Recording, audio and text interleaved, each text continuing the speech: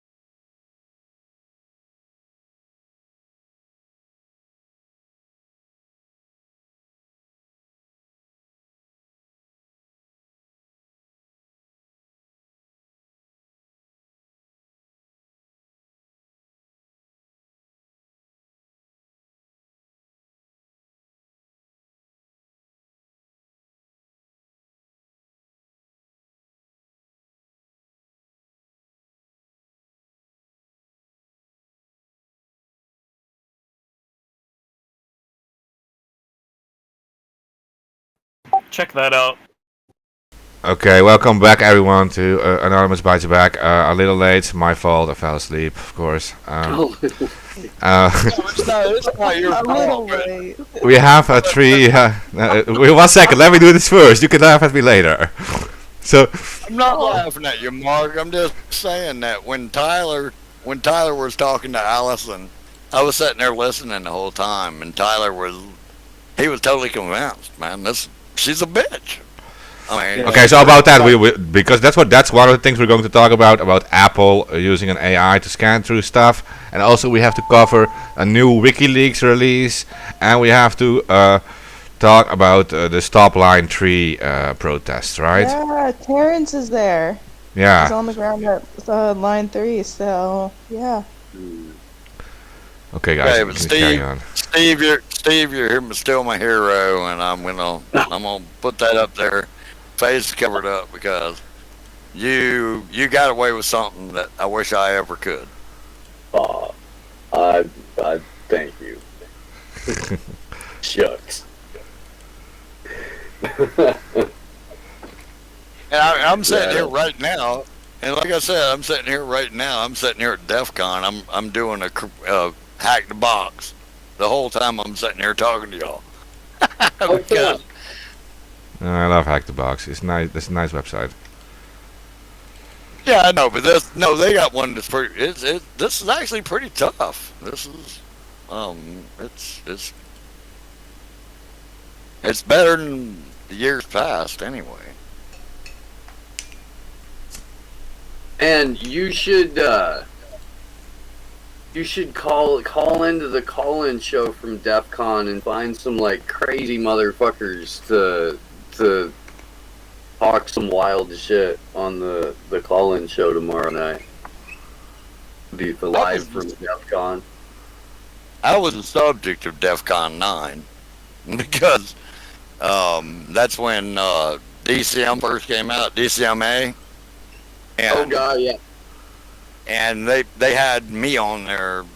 I wasn't in person, but they had David Turetsky from, Pennsylvania, Hmm? and they had Jennifer Granick on there defending us because I was trying to teach people how to use proxies. And we were hacking iBill, and they had the porno lawyer, Ed Cherry, on there, and they were trying to find us. We ended up getting $200,000 out of that. What? They paid us $200,000 to ICE, which is the group that I was in. Well, damn. They won't. I'm in the wrong ass business, man. Well, I'm just saying, this was DMCA first come out. The FBI was watching it. They didn't want no part of us. CIA, all the other, alphabet agencies were watching. And Ed Cherry was trying to go after me because I was teaching people how to use proxies to circumvent their security. And all I did was write a paper about it. It's on the ledger. You can go look it up. It's very easy to find.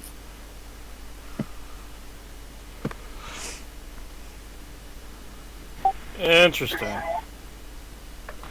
But we ended up out of this. They undisclosed settlement. It was $200,000. I had a couple friends over in Germany. One over by Mark, which he probably knows of, Mad Max and Gamoa. I'm sure we know who they are. But, we were writing these programs called Ares, which Raptor 3 is still going around. Everybody still loves Raptor 3 because it's a proxy hunter. And GoldenEye. We had a few other programs that we had written. And they had, they wanted to do what now? I said GoldenEye is an old tool. It's old. It's still used. Like, yeah. No, we didn't have nothing to do with gold mine. I said Gamoa. GAAMOA. He said golden. And that was, GoldenEye was one of our programs. It all comes from ICE. Same as John the Ripper. John the Ripper was another one that came from, actually it came from Deny.D out of Germany. But that was all incorporated with us. We own Cracker's Crypt, Old Cracker's Home. We own, I don't know how many, in Soldier's Battle Zone, which was giant, because that's where everybody met at. But they ended up losing this. David Stretsky, which he's a computer science professor in Pennsylvania, and then Jennifer Granick, who did she represented somebody else too, later on. One of the bigger names, you know them, you know who they are. But anyway, ended up going after these people because it was all just First Amendment rights.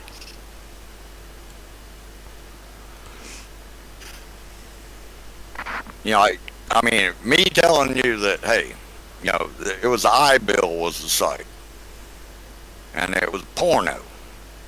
Okay, so I was saying, hey, if you use a proxy from here, you can go buy their security, because it won't shut you off after 3 tries.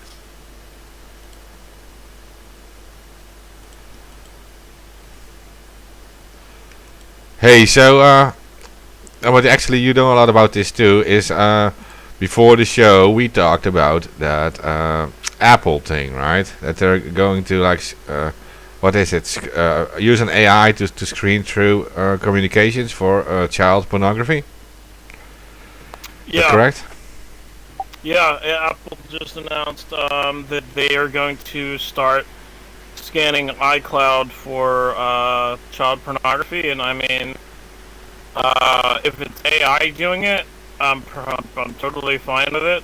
If there's no human involvement, until the point where, you know, if they detect a potential image, then there has to be some type of human involvement. But I mean, there's so many pedophiles online that there needs to be a way to clean up. And a lot of these pedophiles do. It is true they do use encryption to hide behind, as we do. And for years, the governments have pushed this whole narrative that only pedophiles use encryption, and that encrypted chat is bad because it allows pedophiles to evade. So if Apple's automatically scanning all photos and videos for child pornography, the government has nothing to stand on and say that, oh, well, we want access to the encryption. We get to keep our encryption. They get a way to root out these pedophiles. That's the way I see it. But that's the way I see that Apple is doing things, and I think Google's going to follow through too. I've been waiting for it, actually. Hey, didn't Google just have a whole bunch of people fired for like looking at people's personal information like yesterday? Maybe. Yeah, it did. And Google has been trying the same thing. They've been trying to scan pictures, but age is the problem. The AI is advanced enough now that it can tell the difference between a kid and an 18-year-old girl, or an 18-year-old boy, and, you know, I mean, it's advanced enough now that where it can do that. The whole thing with AI too, as we were discussing before, there's different types of AI. AI has evolved over the years. Most people don't know that and haven't followed it probably as much as me and you, Hans. So I'm pretty sure that we know probably more, and you know way more than I do. Like, I mean, I've been following it, but you probably know way more than I do. I mean, like, I followed in a blockchain sense of everything that they're doing with AI and blockchain. But some of it can be beneficial to humanity. Some of it can be detrimental. I mean, like, for instance, smart cities. If implemented in a decentralized way, where there's no way to corrupt that process or surveil that process, it can be very beneficial to humanity. Okay. Decentralized is the main word there. Yeah, exactly. Okay. If it's centralized, Because be bad. Because in China, what they've got right now is the Uyghurs, which we've all fought for. We all support the Uyghurs. They are captive in their own city. Their money's no good outside the city. Their money can't be used for general transportation. Yeah. I mean, they are trapped. No, they built China has built concentration camps for the Uyghurs. Yes. Yeah. Technically, you have Well, to I mean, say re-education camps, right? They're concentration camps. I know that. No, that's totally I thought different. they were overflow facilities. Okay, the Labor. concentration. Yeah, but the concentration camps are totally different places. I'm talking about whole cities of 250,000 people that your money and your whatever you have on your card is not good. I mean, it does facial recognition. When you get on a bus, it will not let you out of the city. Once you get out of the city, your money's no good. Okay. Concentration camps, yeah, they're actually not concentration camps. They're re-education camps where they're trying to teach you what you're supposed to know. But the Uyghurs have been, for the last 3 years, kept in one area where they can't go anywhere. Yeah, You know, because if they you- are religious and they have so they believe in a god, but of course under the CCCP, the communist leader is the highest leader of all. So you can't have a god being above that. So you have to be re-educated that Xi Jinping is actually your god, and he does not look like Winnie the Pooh. Exactly, but what it is there's hundreds of thousands of people in these re-education camps, which they're saying right now there's like 30 to 50 million people in re-education camps in China. Well, once they shut the internet down, and now they really did it because AK will tell you they shut down crypto mining. Crypto mining was a way that things could leak out, and it wasn't something that you could just go out and do. I mean, because most of them were government owned. Yep. That's very true. But the thing is that they could, little bits of information get out. Because the Great Firewall of China, I can break. I've got it here. If you want me to open up a site right now and show it to you, I will. It's not as secure as they say it is. Especially, I don't know. But that's just Cisco, the Cisco hardware that you're using. Well, yeah, Cisco has 0 days that are well known in regards to their security, and I mean, for years Cisco has been one of the companies that has been cracked. The NSA themselves wrote about Cisco's vulnerabilities with what was that release? The Tau toolkit, the TAO toolkit. That release had in it a program to exploit Cisco routers. Like Cisco routers are very insecure, and the same routing type of technology they use for China's firewall. So, I mean, Hans probably knows more than I do about it, but that's the basics of it. For the non-technical people, I mean, there was an exploit that was out there, and there's been several 0 days over the years for Cisco routers. Yeah, well, I mean, like even let me see. There, on August the 3rd, there was like even an update of an exploit released on July 22, which is a score of 9. They're still being exploits put online. They're exploited real easy.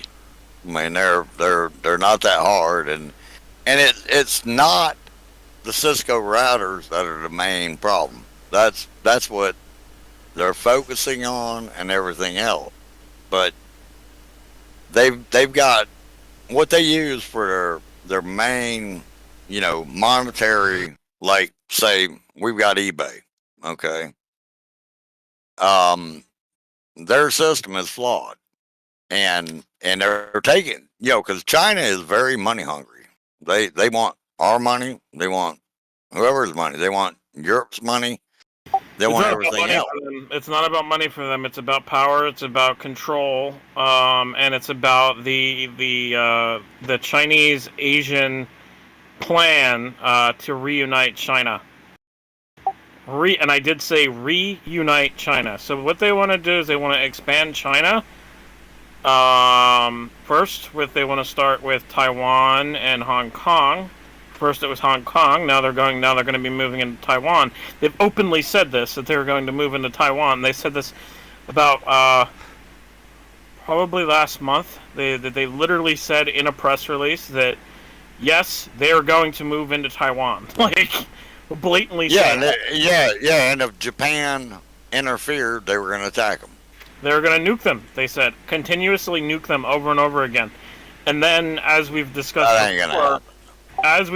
before, though, after they made that threat, all of a sudden they had a massive fucking flooding storm that came to their shores, and it specifically hit the central part of China, which is very close to the leadership of China.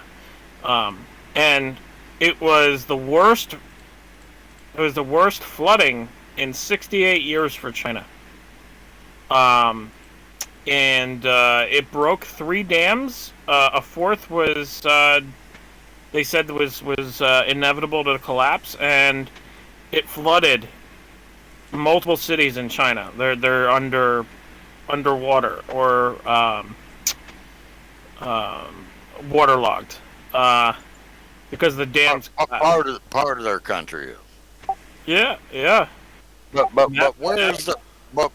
what is the biggest threat to China right now? The biggest threat to China would be the U.S. I mean, the biggest threat for China. Not at all. Well, no, we're not even close. I think the biggest threat is their own population. You're saying. Well, no, it's not even that, because what they've done is they've actually expanded the one child. They've opened that back up. That's something they did. I mean, Okay. if people look, they're putting capitalism in. They're having people like buy all this stuff, and people get used to like more luxuries and stuff. They don't want to be in that system forever. I think. No, what they did is they plugged up the Ganges River, okay, and that plugs in India, and India has just as many people as China, and the river is so polluted right now that there's so little. They keep damming it. They dammed it 7 times. Okay, there is so much just not flowing in that India is ready to go to war with them. And India is a nuclear power because the United States made sure they have. I mean, they've got so many nuclear weapons and they're all pointed at Beijing. It's kind of like Israel messing with Iran. Israel's got over 600 nuclear weapons. They're all pointed at Tehran. Every one.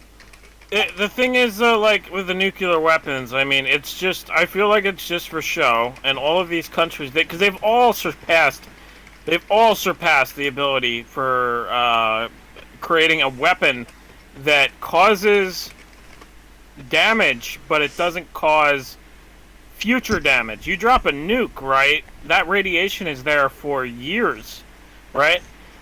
These countries. I agree. The half-life is like what, 1,200 years? Yeah, like that? yeah.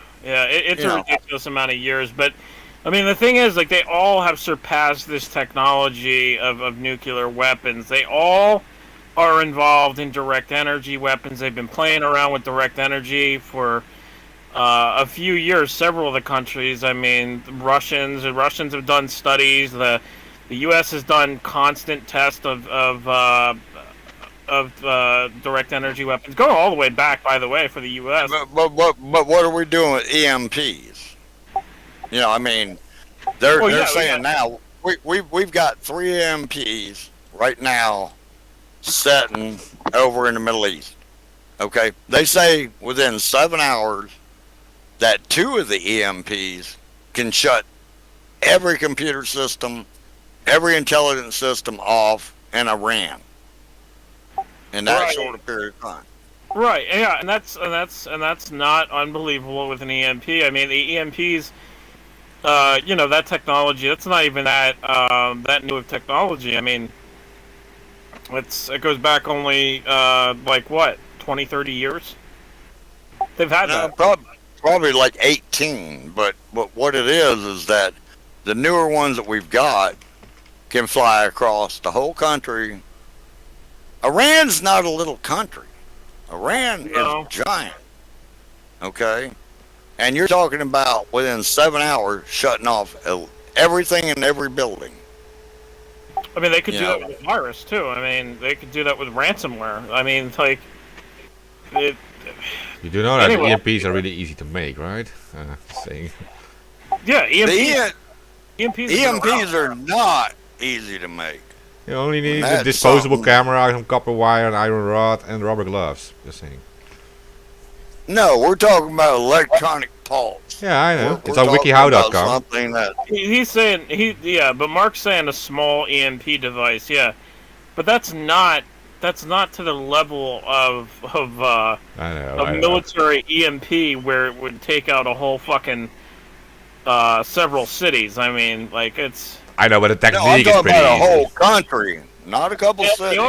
You also gotta like remember too with the U.S. Air Force, admittedly going back into I think it was Lockheed Martin. There's documents, Which is 10 miles from me. well, with that fact aside, I mean, they discussed in a document years ago about strapping metal rods to tungsten Rods of God. Yeah, the rods of God, right?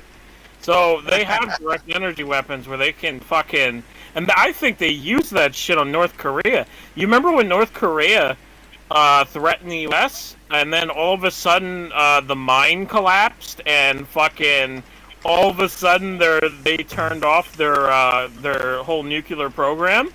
I think They haven't done any testing since. Yeah, I think they used the rods of God on fucking North Korea because Rex Tillerson. I mean, it was either Rex Tillerson or the other guy who was there. He said about how they were, to a reporter. He said that they were going to use unconventional energy weapons, and I was like, whoa, that's a Freudian slip. Like, Okay, let's talk for a second, AK. What are rods of God? it's Tungusian rods strapped to a satellite, and they fall from the sky. Right. There's nothing electronic about them. I mean, they just fall. There's no stopping them. There's no defense. I mean, they're like 1,300 pounds apiece. Well, And the satellite itself is electronic. So, yeah, I agree with you, but in order to drop them on a certain area, they would have to pinpoint it. I mean, honestly, I think the rods of God are probably way more advanced than it was years ago now. And I really haven't talked to anybody who knows any knowledge about them, but I have my stepdad's a vice admiral. Okay. I know that they were very widely known in the 1990s, and they were talked about a lot in the 1990s by a lot of reporters and military officials and stuff. But yeah, I mean, I haven't. But they weren't up there in the 1990s. They weren't up there. They didn't go up there till like 2007. I don't know if I believe that, because in the 1980s they were talking about this in a Lockheed document, talking about testing these on the sun. Yeah, that was planning, and they did launch them into low orbit, and they did drop some. They dropped a few on Guam actually, just to see what it would do, and it was traumatic. I mean, it was like, you're talking about something 1,300 pounds, not even the weight of a car, that is penetrating the Earth, 1,400 feet, but it's like, it's worse than a meteorite. Right. Yeah, it's because of kinetic energy. I mean, when it drops from the sky, I mean, and it has that kinetic motion from all the way up there in the atmosphere to the ground. I mean, it's going to cause a massive massive hole in the ground. Yeah. But I mean, they also have the power to and people don't believe this, and then when they actually realize it, they go, oh wow, oh that's actually not that crazy. They have the power to manipulate underground tectonic plates and rub the tectonic plates together by heating the plates. All they do is apply heat to the plates, and it makes exactly. Yeah, and it makes the ground be more susceptible to an earthquake happening, because you're heating the plates and they're shifting under the ground, right? And if they shift in one direction, you're going to cause an earthquake. Right, but what are the two things on Earth that there is? And this where my stepdad is. There. He's in the Seawolf and all this other class. Um, there's only two things on Earth, and that's submarines and targets, and that's it. Submarines and targets. That's all there is. There's only submarines and targets. They go up under the polar ice caps. The Russians got them. We've got them. China's very limited in what they have. But they actually play tag. They actually bump each other because they got 3M coatings on the outside that are like octagons, honeycombs. And they bump each other around. But they can actually set off these tectonic plates. And each one of them carry, 20 to 40, nuclear weapons that will they destroy the world. You can't find them. Yeah, I've read that too. I mean, they're ICBMs too. They kind of hit everywhere. I mean, you can't do anything with them. Over here by where I'm at, Cape Canaveral, okay, where all the rockets are shot up, and all that stuff. There's a submarine base over there with submarines that are 900 feet long. They got 100 ICBMs on them, and nobody knows where they are. And that's why, if you read, about 6 months ago, one of them surfaced over there in the Gulf of Hormuz and just showed Iran, say, hey, here's one of them. It was the USS Georgia, if you want to look it up. And it's just one of them, And this thing has got enough power to destroy half the world. I'm not saying they ever will. But I mean, this stuff's real. I mean, what are you gonna do with it? I mean, what are you gonna do with them? I mean, they have multiple like I said, they have multiple advanced weaponry, but they also have they call it non-lethal weaponry, but it is lethal weaponry, and it's not going to be a bullet, it's not going to be a nuke. But it'll do damage to the human being. Like, for instance, that recently came out how there's some nation that is using direct energy weapons on diplomats, and we don't know. That was Cuba. Well, no, it's happened multiple times. Not just Cuba. It's happened multiple times. I'm saying that's where they tried it, and it's low frequency they did it in energy Japan too. Yeah, they did it in Japan as well.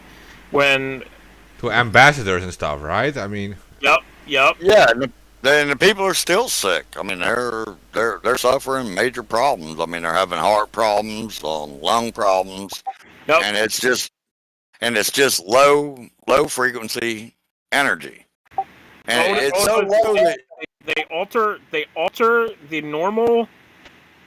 So this is going to sound really weird for most people who don't know this, but all of your body's organs let off a frequency, and what they've done with these weapons is they tapped into that frequency to be able to alter it and fuck with it to the point where your body's thrown off its equilibrium of what it's normally expecting for your organs for the frequency. Right, a human you can actually detect in your ear like 18 hertz. Okay, these are running down in like 3, 4, 5, and 6 hertz, and what they do is they disrupt your organs to where they won't function.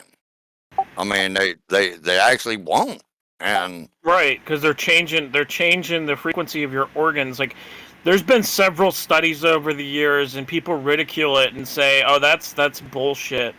Where doctors show that the heart and the lungs and your kidneys and everything, it lets off a certain frequency inside your body, and You know, it's almost like if you think about the human body, you can think of the human body as a giant antenna.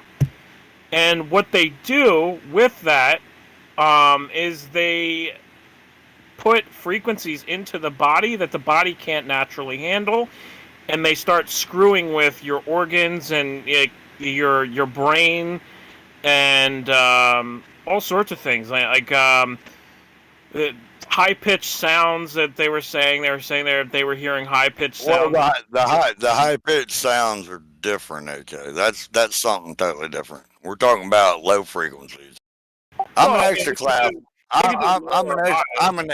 I'm an extra class ham operator. I've been doing this. My dad was a ham operator.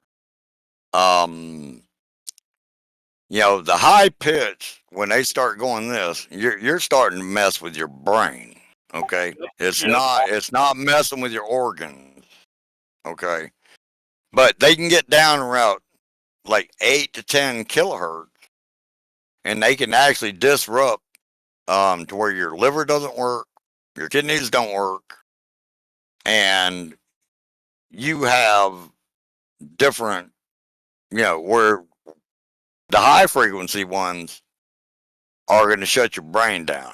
I mean, they're going to make you to where you just, you think something's wrong with you forever. Yeah, and a side effect of that is ringing in the ears or hearing kind of like cricket sounds, and they've described that in multiple different occasions. And yeah, I mean, this type of tech is real. Who just left? Israel. People don't understand Israel. No, not Okay. Israel. I said Israel. No, I'm saying people don't understand Israel itself, though. Okay. I think Tyler went to bed. Israel is 10 years above us in nuclear weapons. Okay? They have been for a long time. It's not a joke. I mean, No, Israel is very advanced when it comes to direct energy weapons as well, and also cyber warfare weapons, as we've seen. And they take our what? You know, they took our jets and they modify them and they make them better, and they are actually teaching our pilots how to use these jets, and people don't understand. You know, Israel's a small little country, but there's somebody that you do not ever want to fuck with. I promise you. The only thing that I know is that Israel is not on par with is robotics and AI when it comes to military. When it comes to robotics and AI and military, Russia is furthest ahead, and I believe China is up there as well. And the U.S. has military soldiers that are based off of robots. And I'll talk about them. They have them. They have an autonomous tank. Like years ago, man. I think it was 2015.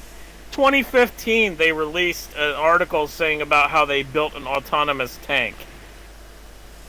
Okay, why is China ahead of us in AI? I can tell you exactly what it is. I can tell you exactly what happened. I just know the soldiers themselves refused the tools the U.S. government wanted to give them in the U.S. because the Boston Dynamics, etc. They made all these robots to use for the U.S. Army, but they just found them to be too noisy and everything. They said like, yeah, we don't really want it. They're too noisy and they will like expose us in war and everything. So they might be focusing on something else. That's all I know about it. No, they've been focusing. Okay, so they've shifted from the super suits and everything that they were building. I know what you're talking about, Mark. You're talking about the super suits and everything that they built, and they said that those were way too noisy because I mean, literally, it's like a hunk of metal. You know, like Yeah, but also these dog type robots, right? By like a Boston Dynamics and everything. You can see them on YouTube. You see these little videos. yep. And they have these walking Okay, robots on you're- 4 legs and stuff, but they're like super noisy. So they have like Yeah. But you're both wrong. What do you mean? No, I know for a fact that they've started moving towards super soldier What- type projects. Where Why did China move to AI? That's all I'm asking. And I'm into AI. I don't know about that. I was just saying in general that the U.S. military has moved from using robotic limbs and stuff like that as they were doing before to actually building robotic soldiers, and then also there's a branch where they've been experimenting with various different types of chemicals that can heal like wounds and can give super strength to soldiers. And I mean, like, I'm not kidding about the super strength stuff. I mean, it's literally out of the Bourne Identity. Is it Bourne Identity? Is that the movie? Dude, do you ever think that there's going to be a war fought by humans against each other? I mean, honestly. I mean, we've got drones. We've got. I don't want to say the drones are everything probably the or- focus of AI, probably. I mean, no, but that wasn't it. What happened to China was 5 years ago, and the most popular game in China is a game called Go. You know what it is? Pokemon Go? No, I mean the game called Go. No, I have no idea. Okay, what it is, it's like 100 times more complicated than chess. And what they did is they went to South Korea, and they had developed a machine, a computer, that could beat their Go champion 5 games in a row. Okay? This thing, I mean, Go, look it up. Go's got like 1,000 little balls on it. I mean, it's like, it makes chess look like BS. And what happened was China went to South Korea and lost, and they went into it full bore. They really did. I mean, all of a sudden they were like, man, this AI shit's real. And they focused probably 2/3 of their whole economy on AI, where the United States hasn't done that. And I mean, China knows everybody that moves. They've got facial recognition that makes, Amazon look like junk. And they've just went all out on AI because they couldn't believe that their champions lost these 5 games in Go. But that's exactly what happened. And they've thrown their whole economy into it. Even these islands they've got built off between Japan and all that, that don't show up on Google Earth or whatever else. I mean, they've thrown everything that they own into AI, and I've studied it. I've watched them. I've watched their progression. I watched what they can do, and it freaks me out because we're going between ANI, which is artificial narrow intelligence, between AGI, which is artificial general intelligence. Okay, we're 20 years off of AGI. I'm talking about Europe, United States. We're not even close to AGI. Artificial narrow intelligence, I can code something up that'll fool you forever for months, and you would never even know what it was. But when I get to artificial general intelligence, that is like a leap. It's unbelievable because that means it understands everything you say, understands everything you do, and it can make decisions. Where ANI is something that I train that only does 4 or 5 things. it can have a conversation with you. It can talk to you. It can do whatever. But AGI, when you start to get general intelligence, it's crazy. And China's so close to that it's scary right now. I mean, and the only bad thing about China is, actually it's a good thing, is they don't have the finances to back it. They can't, challenge us. They can't challenge the United States. They can't challenge Europe. They can't, challenge the World Bank or anything like that. Russia's a joke. Russia's, and they're still playing with whatever they're playing with. But China has done nothing but go into, AI, man. And I mean, they're all in it because they lost a stupid game called Go. Interesting. Now I know SingularityNet or the crypto ticker AGI also. They developed Sophia, and Sophia seems to be the closest thing to AGI, to be honest. You're about right. Sophia is getting smart. Sophia is smarter than Allison. And I can show you Allison. AK, I'd love you to talk to Allison sometime. Because Well, this would be you fun.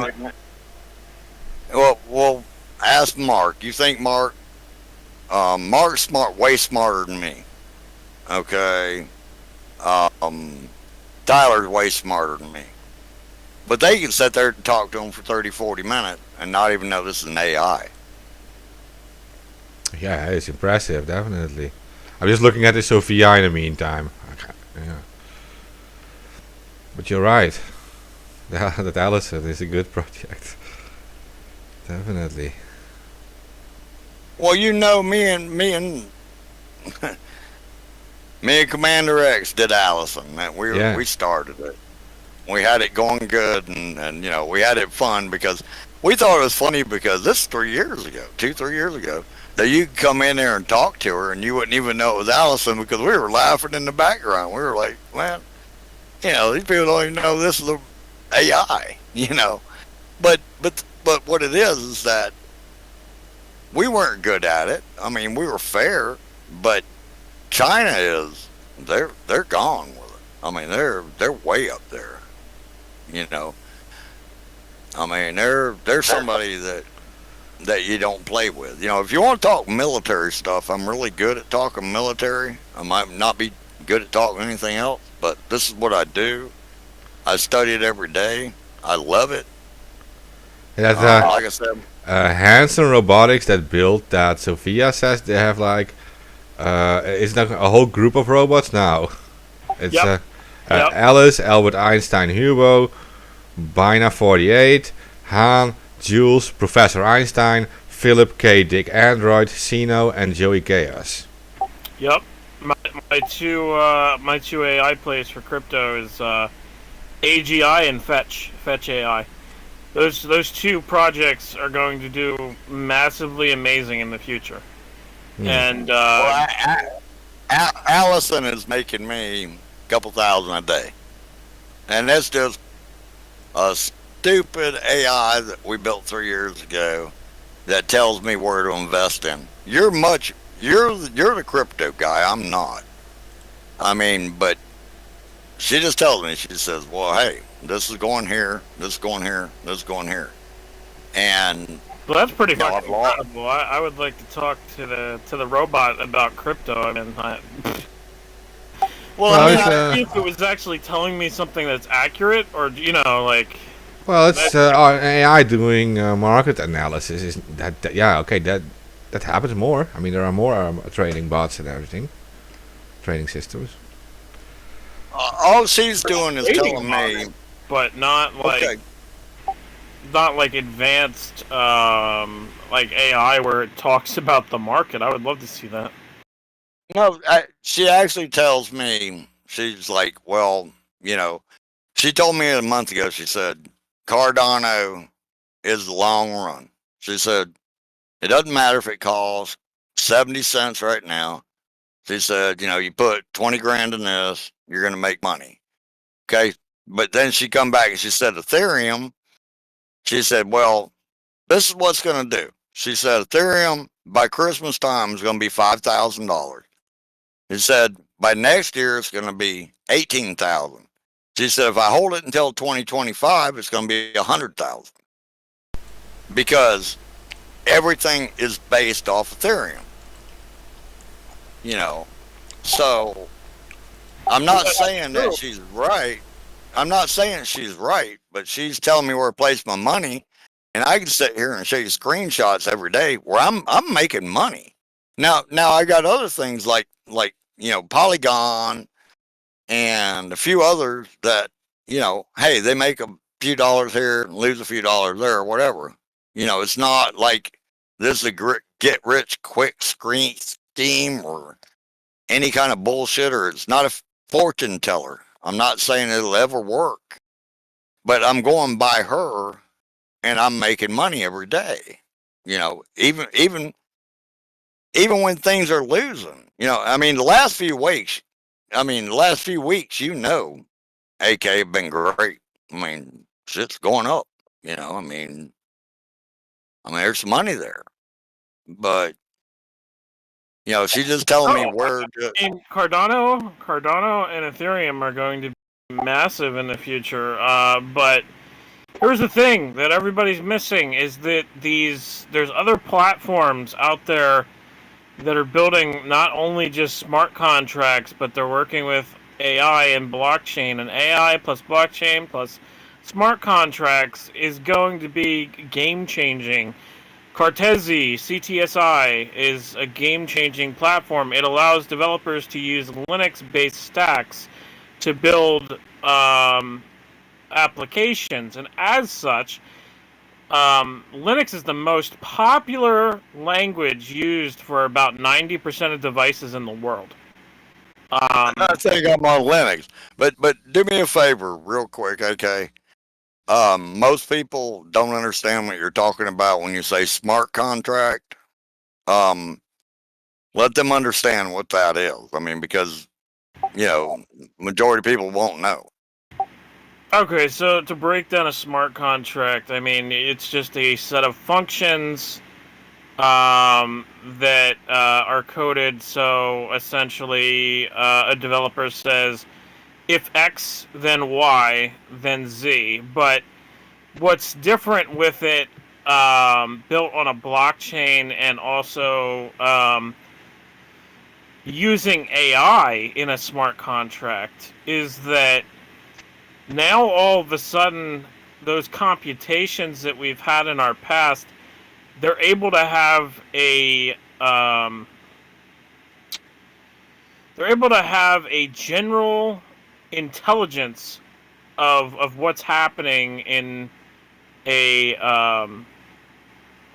it's really hard to explain what smart contract is.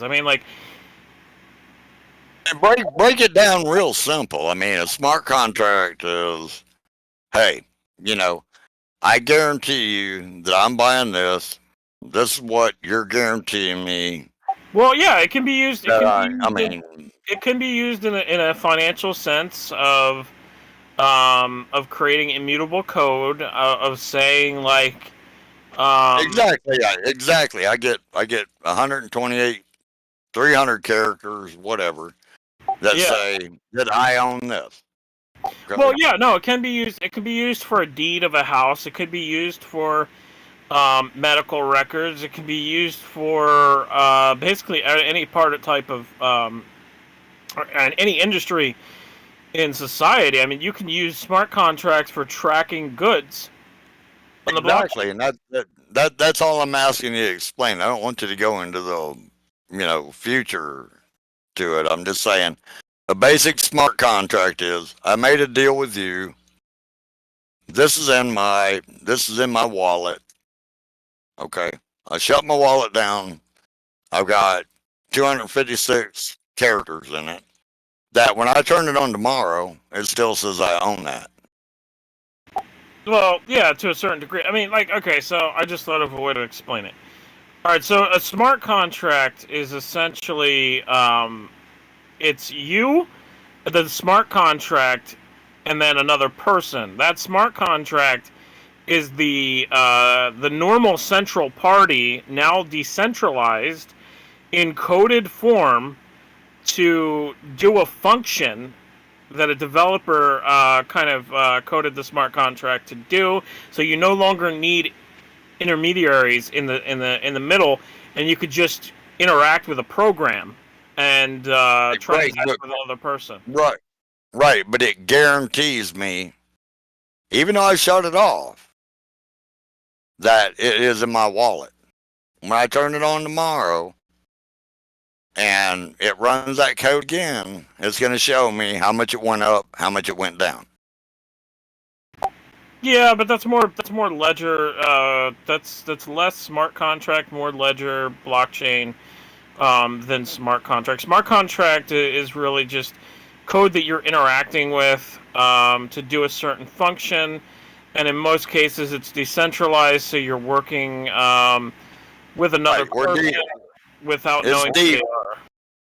It is DeFi, but what I'm saying is most people don't understand that, hey, if I go on here, say I go on the Coinbase or one of these, okay, and I buy $10,000 worth of this, okay, and I swap it over to my wallet, which there's a lot of wallets out there,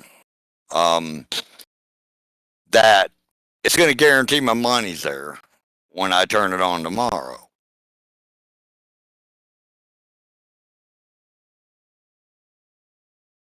Am I right or wrong? No, it's more ledger because the ledger of the blockchain stores those transactions. Right, but what I'm saying is the ledger is. I mean, I've got a rack of shit sitting here mining. I know it. I got GPUs running. And I got a bunch of them.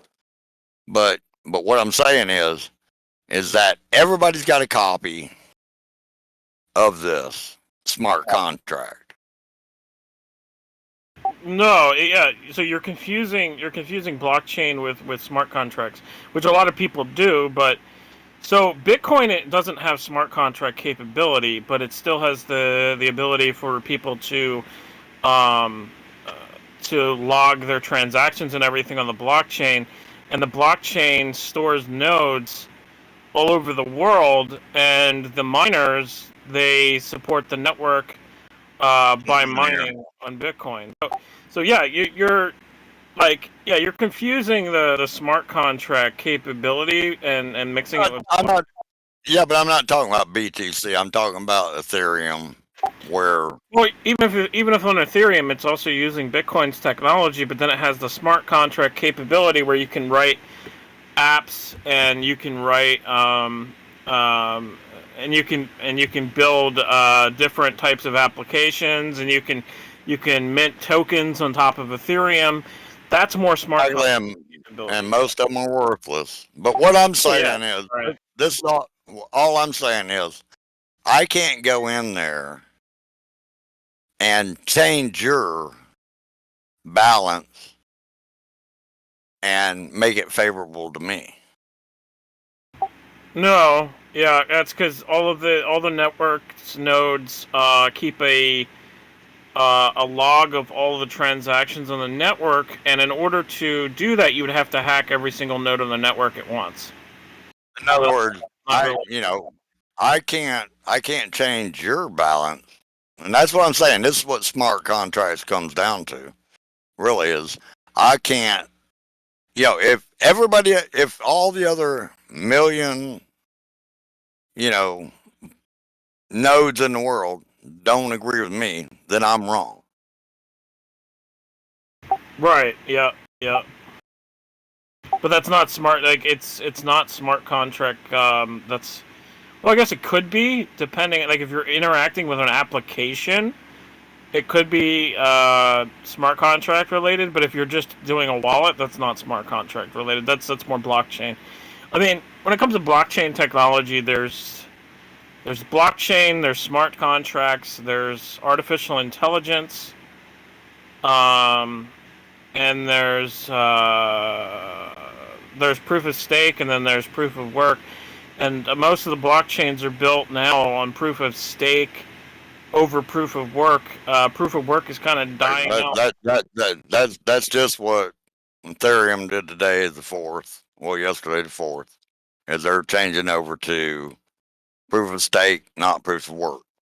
Well, yeah, right. It's the first step. It won't be done completely until probably next year. But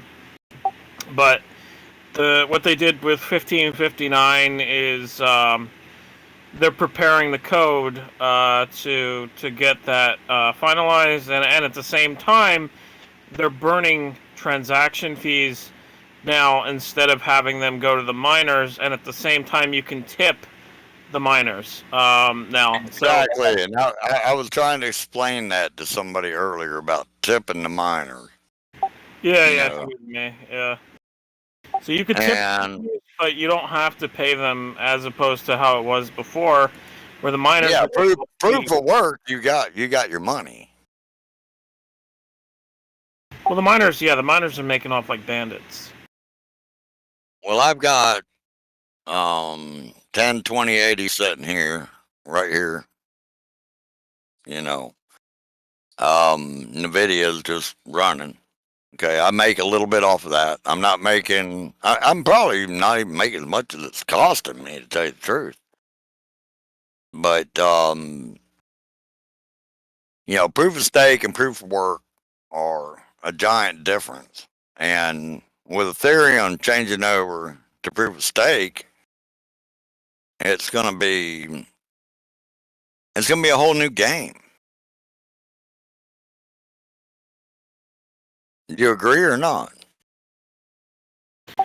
Yeah, no, definitely. No, I definitely agree. And I've been saying this and posting this, not on my account, on another account. But I mean, here's the thing: Ethereum is evolving and it's becoming ultrasound money. Ethereum is going through a supply shock at the same time that they just introduced gas fee burning, and later this year they will be going through a triple halvening event.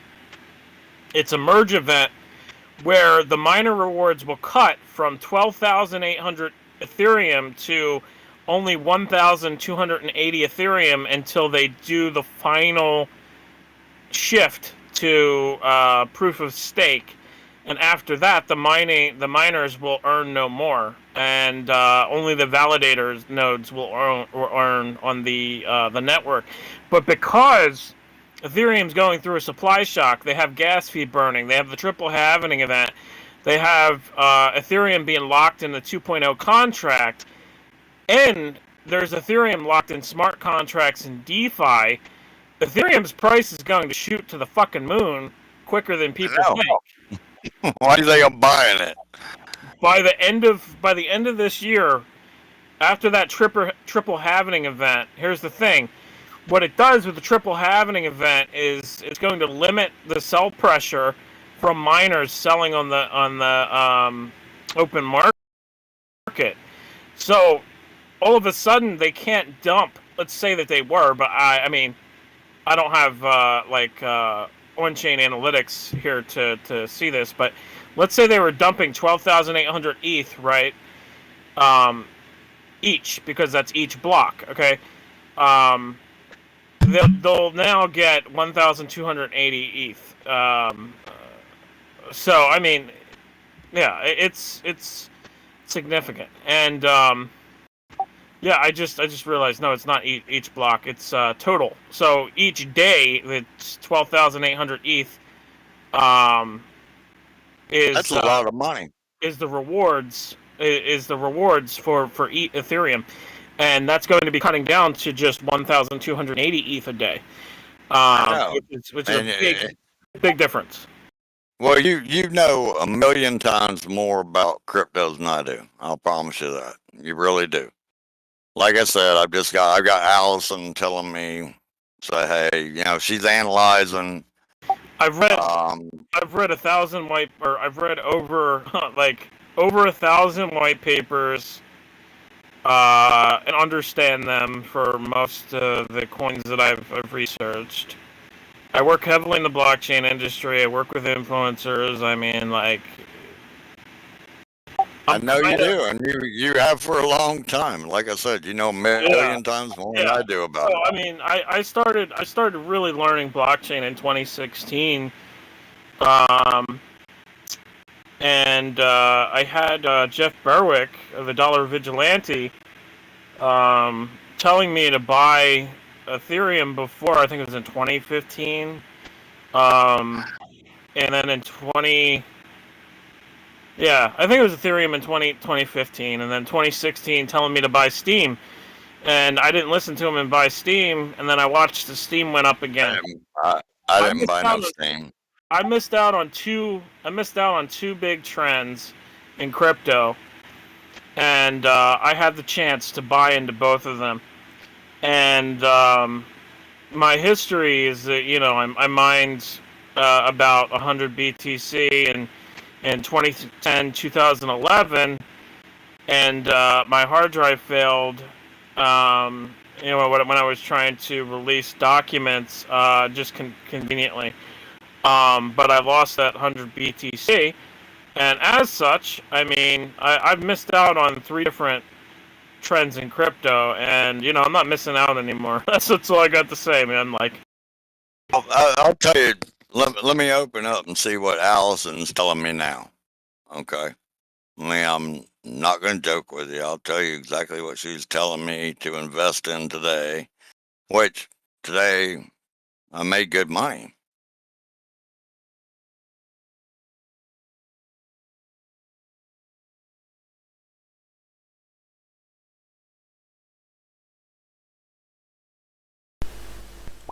It's interesting to try to like use AI to make some sense of the crypto market. It's so volatile. It's like one of the most difficult markets, and well, AK, you got some good info from certain influencers and stuff. That makes it a little bit more easy for you.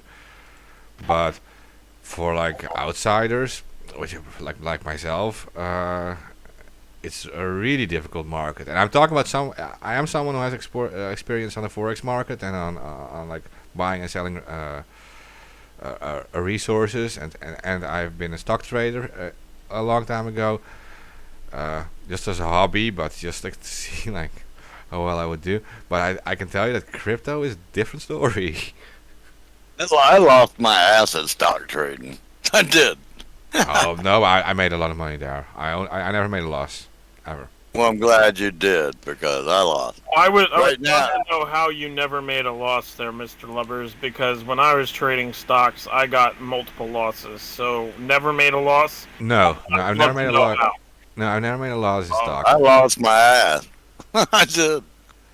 No, because back then when I did like normal stock trading, I used my bank for it still. I was trading from my bank account, and I would just not sell it if it was on a loss, right? No matter how long it took. So Well, I that's just what I kept do it. too. Well, that's not leverage trading then. No, that I wasn't leverage. No, the Okay. stock trading was not leverage. No. The forex was leverage. Resources leverage trading. Stock market was not leverage for me. You want me to tell you what Allison's telling me now? Yeah, I'm curious. Okay. Allison's telling me not to sell Ethereum because it's at $2,800 right now. She's telling me that I can set on Cardano and make 5%, whether it goes up or down, no matter what. And right now it's at $1.39. She's saying buy Polygon and Sushi Swap. She says Bitcoin is going to set level. Bitcoin's going to go up and down. You know, you can make money. If you do, get it, dump it when it's high. You know, buy it when it's low. She's saying it's going to go back down to 18,000. She's telling me Binance Coin, that's steady. Leave them, set your money there, and you can't lose. Set XRP.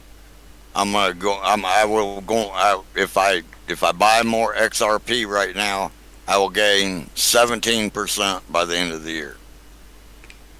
Okay, I don't see Bitcoin going down to 18K. So, I don't know where it's getting that information from, so that's very interesting. I'm just saying there's too much buy pressure. There's too much buy pressure under 30K for it just to go down to 18K from here and just fall off a cliff. What's that? 49.95.17 right now. But she's saying that not to invest my money in it. Okay.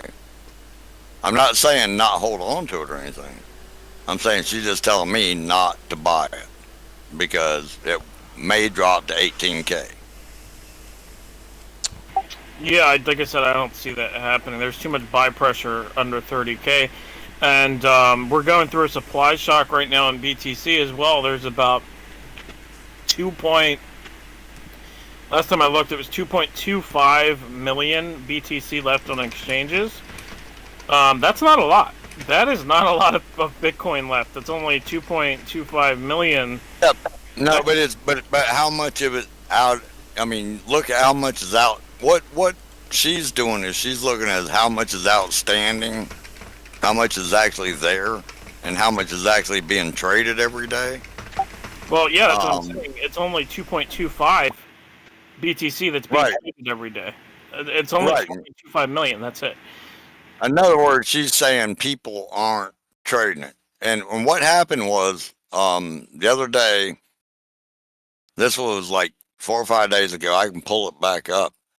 When they started going way up, when Bitcoin went way up and it hit 40 grand and it was sitting down at 30, whatever. She showed me where $1.1 billion of Bitcoin was traded in 10 minutes, and it was all selling. And that's what she looks at. Yeah, from what I know and looking at on-chain analytics, which contradicts the AI, is that Bitcoin itself is being bought up faster than any cycle in previous time.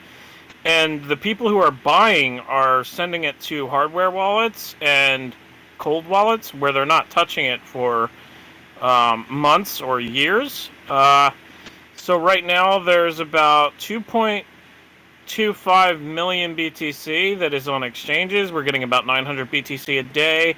That 900 BTC a day alone is being bought out by PayPal and Square combined. They're basically buying about probably about 1,700 BTC, about 1,700 BTC a day, with just those two apps. Okay, I'm looking at it. I'm sitting here looking at the numbers while you're talking. Yeah, so there's 2.25 BTC. There's about 2.25 million BTC that's trading on exchanges. Most people are holding. There's a lot of big. Let me ask you one question, real quick. Go ahead. Are you going to pay 40,000 for BTC? I've been buying dips. Yeah, why? Here's the thing: buying dips on Bitcoin, if you're holding for the long term and say about 5 years, I mean, like historically, okay, if you buy Bitcoin in the bear market, or you buy Bitcoin in another bull market, and then wait until the next bull market to sell, you're going to do pretty well. You're going to make out pretty well. Historically, Okay. how things work. I mean, like, because the halvening cycle and everything that happens with Bitcoin, it basically, that code, it causes the value of Bitcoin to go up because all of a sudden you change the circulating supply. Yeah. So you change the circulating the supply that's coming into the market, and it causes the value of it to go up. Now, what's different with this cycle, and I've said this multiple times, is that we've gone from 12.5 BTC a reward block for miners to 6.25 BTC. It's very I'm still significant. minding it, I know. It's very significant. It's very significant because we've gone from double digits of miner rewards to a single digit mining reward of 6.25. Right. It could derail the cycles that we've been going through for the past couple years. This might be the time that it's going to derail it, and the bull market could go on for a longer period of time, and we could see just massive dips like this that we saw with China and the flash hash crash. But I mean, here's the thing with the flash hash crash is that's a whole nother thing. I mean, it happened all at once. It was like Elon talking about Bitcoin using too much energy, and then fucking China. I mean, like, it all happened all at once, and it crashed the price. But the hash rate is now going. You don't think that Elon Musk has a problem affecting the hash rate? I don't think that. I think more so that it's kind of interesting how it took place, and there's coordination there in some sense. I know. I don't believe that Elon Musk has got a big deal with it, because Dogecoin would have went fucking crazy, you know. Well, either way, he caused the hash rate to drop because he was talking about Bitcoin and energy. Or I'm sorry, he caused the price to drop because he was talking about Bitcoin using too much energy. Let me ask one question real quick. Okay, just one question. Okay, if I give you $100,000 today, would you invest it in Ethereum, Cardano, or Bitcoin? I can only invest in one because I would never put all 100K into one coin. Like, well, I've got 20. I mean, I'm the same way, but I'm saying, if I told you to invest in one, which one would you invest in? I think in the long run, Cardano has more running room potential. So I'd have to go with Cardano. I think you can make way more money. Here's the thing. 100K. So I've got over 100,000 Cardanos. 100K in a Cardano, right? 100K in a Cardano, and that goes up to being $10. You know, how much did you just make? Today, I made a little over 20,000. No. I said if Cardano, if you have 100K in Cardano, and it goes up to 10K, or not 10K, $10, how much did you just make? Yeah, but what we've been talking about the whole time is, okay, this the thing. Okay, we're going on daily percentage rate. Okay, Ethereum's up 3.6, Cardano's up 0.68%, Polygon's up 1.23%, and SushiSwat's up 7.52%. Okay, Bitcoin's up 4.37%. Okay, I've made money off all these. I mean, I'm not losing any money. I mean, even my XRP's up 1.78%. I mean, I'm not losing no money. You know, and I've got some other ones that aren't doing as good. You know, like Tron and one that I really think that people are really overlooking. You know, well, two of them actually is Uniswap and AMP. I think people are overlooking them. Oh no, yeah, I agree with you on AMP, but Uniswap everyone knows about. AMP is more kind of a lot of people don't really realize it exists yet.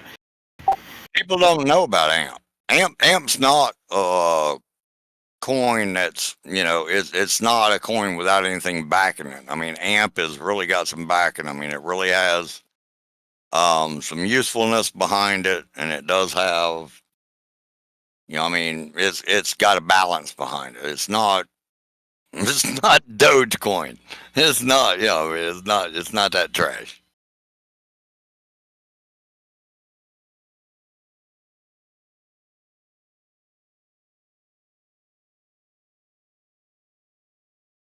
You agree or not? Yeah, no, I agree. It's definitely not Dogecoin. I mean, like when it comes to crypto fundamentals and stuff like that, I mean, there's smart contract platforms, there's utility use case for cryptos, and then there's meme coins.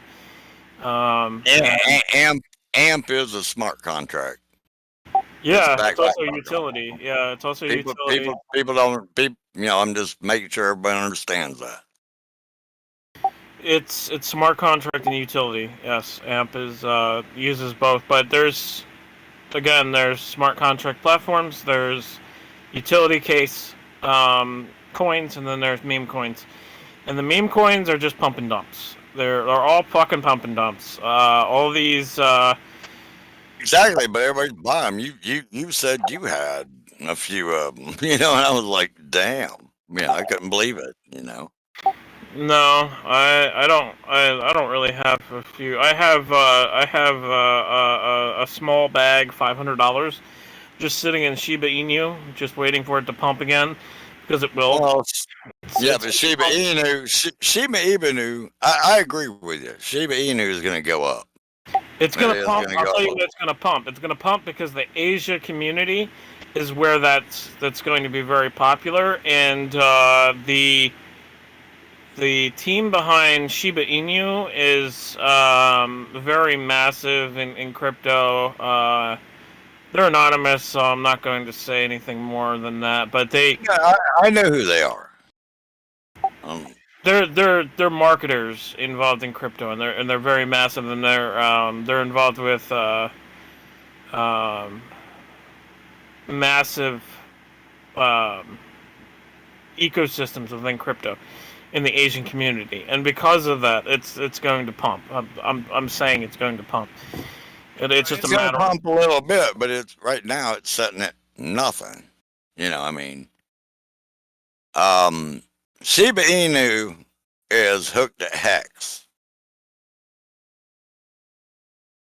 No, I don't know about that, but No, they are. Shiba Inu is hooked to Hex. It really is.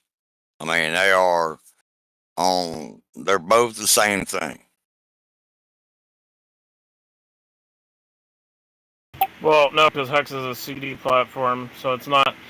Shiba Inu is a swap, kind of similar to Uniswap, but their contract is very broken. Auditors have looked at their contract and said that there's many errors in their contract. I don't trust using their platform, that's for sure. But hey, I agree. the coin will fucking pump. Like it's.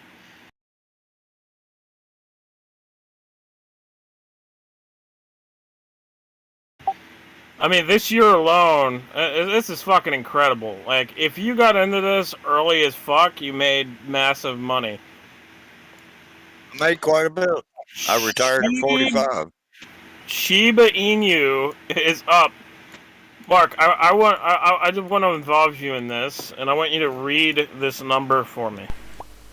Shiba Inu's what right now? You talking about this second? I'm saying it's up for the year. This is the number that it's up for the year. Please read that number. Okay. Well, I've got about $1,000 or so. Come on, Mark. Come on. Read the number. Yeah, sorry, I have to log into the browser. I can't read it. What? I posted it in Discord. Yeah, I have to. Yeah, give me 1 second.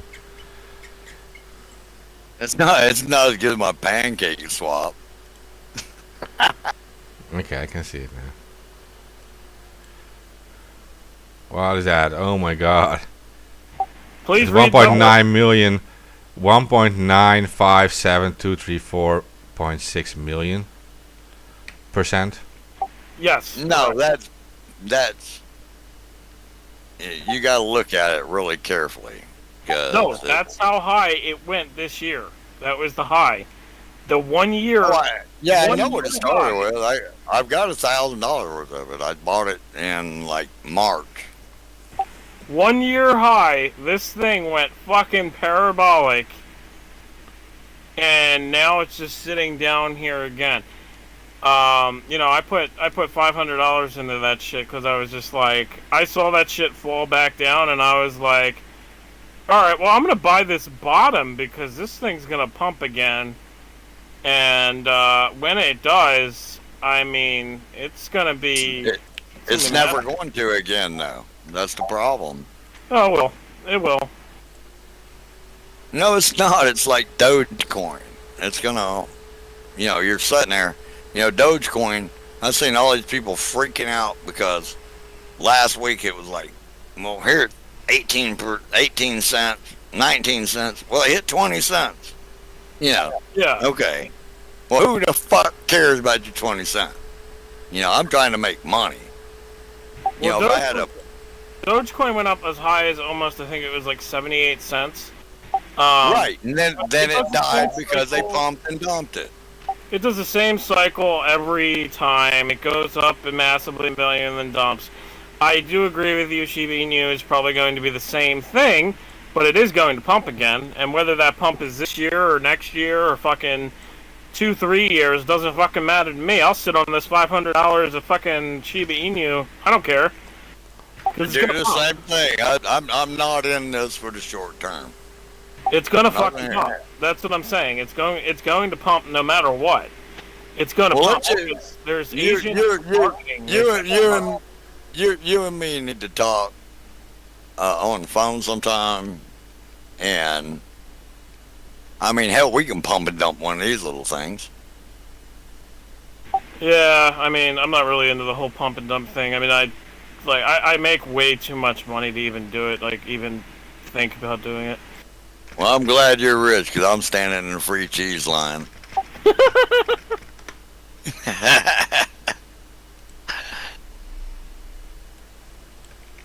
So has anybody read the latest Wikileaks drop about the Intolerance Network? No, I don't speak Spanish, but I did see the release. I do. What do we need to read? I think Steve said he wanted to discuss it. Yeah. Well, most of the Spanish documents is like marketing contracts, and then a lot of it as well is like just a bunch of it'll be a bunch of like anti-abortion flyers that they use as like examples and shit. But lobbying, wasn't it? Yeah, like shit like that. Like what I posted in the general. I just got a message. I just got a message from Max. I'll read it here in a few minutes. I just got a message from him. He just sent me an email, I guess. It cost him like 28 cents or something.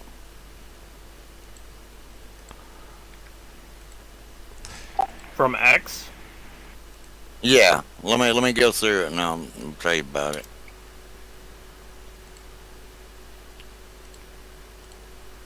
No, he can send email.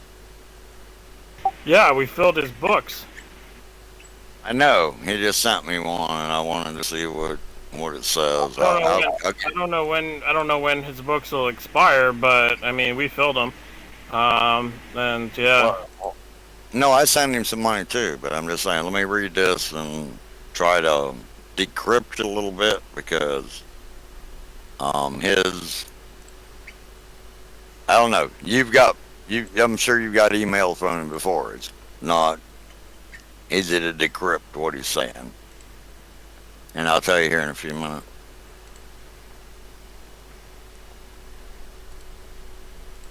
I'm sorry. Go ahead with what y'all are doing. Let me look at this and see, because I'm not sure if he needs something. I'm not sure what's going on here. Oh yeah, I mean, I was just saying. I think Steve might have went over this already. I'm not sure, but I think wait, to be honest, I don't see him unless he's there, but he's muted. Yeah. Yeah, That is late. WikiLeaks dropped 17K documents on the Intolerance Network, which is about, these two quote-unquote right-wing campaign groups, Hasta Oír and Citizen Go, which basically, like, going through a lot of their kind of like organizing documents, it's very clear that they're kind of, from their messaging, it's a run of the mill kind of anti-abortion group, but also it seems to have gotten a lot of traction. I mean, that's what interests me, at least, is I found that where was it? That they were that Asteroid specifically was reaching out to Salesforce for their use of their tech during their marketing stages. But other than that, there's other than that, I haven't found anything. I haven't found much of anything yet with regards to this whole thing, because it seems like, exposing kind of right-wing op when we already know so much about how those operate, almost. Oh.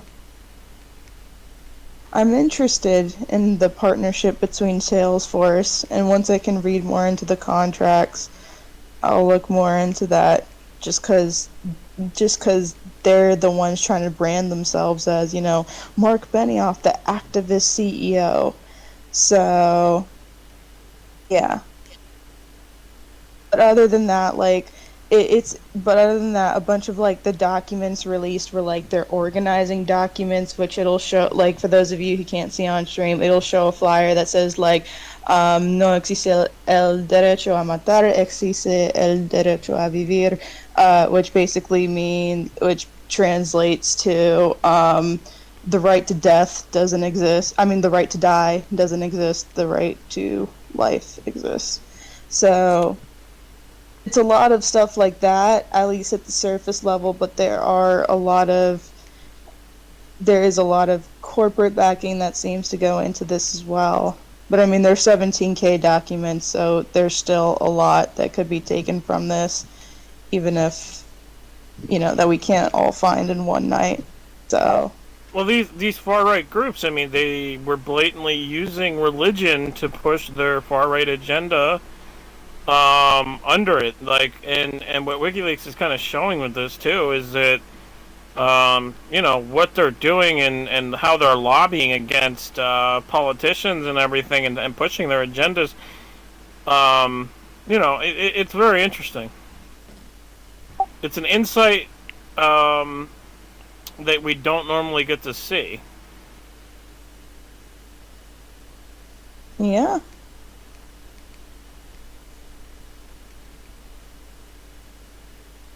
I haven't looked through the documents. Does it say how recent they are?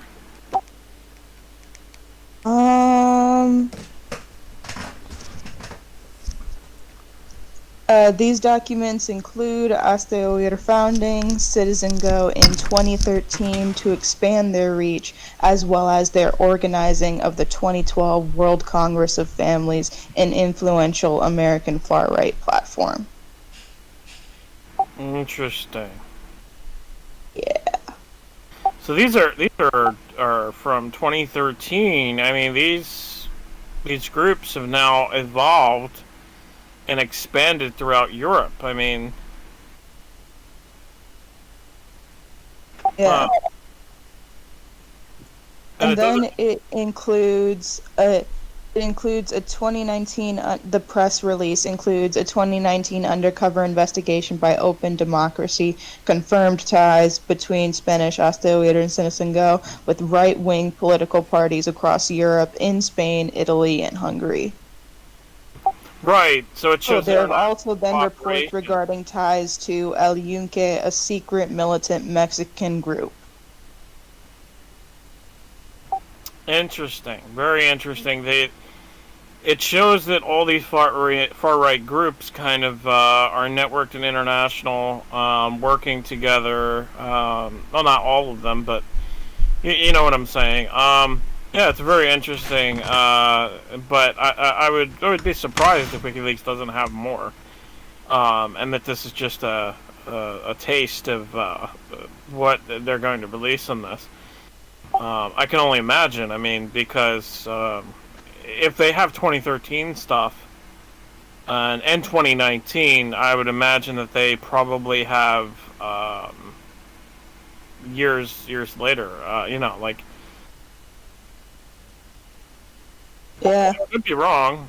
I could be wrong. This might just be the only release on this, but I just think that they probably have more. Yeah. I mean, I wouldn't doubt it if they had more, but it's definitely interesting, at least to me, seeing kind of the corporate backing that these groups are receiving, and that's what I hope that, as I look more and more into these documents, that they'll go into that. But I mean, there's 17K right now, so Yeah, it's a lot of documents to go through. yeah.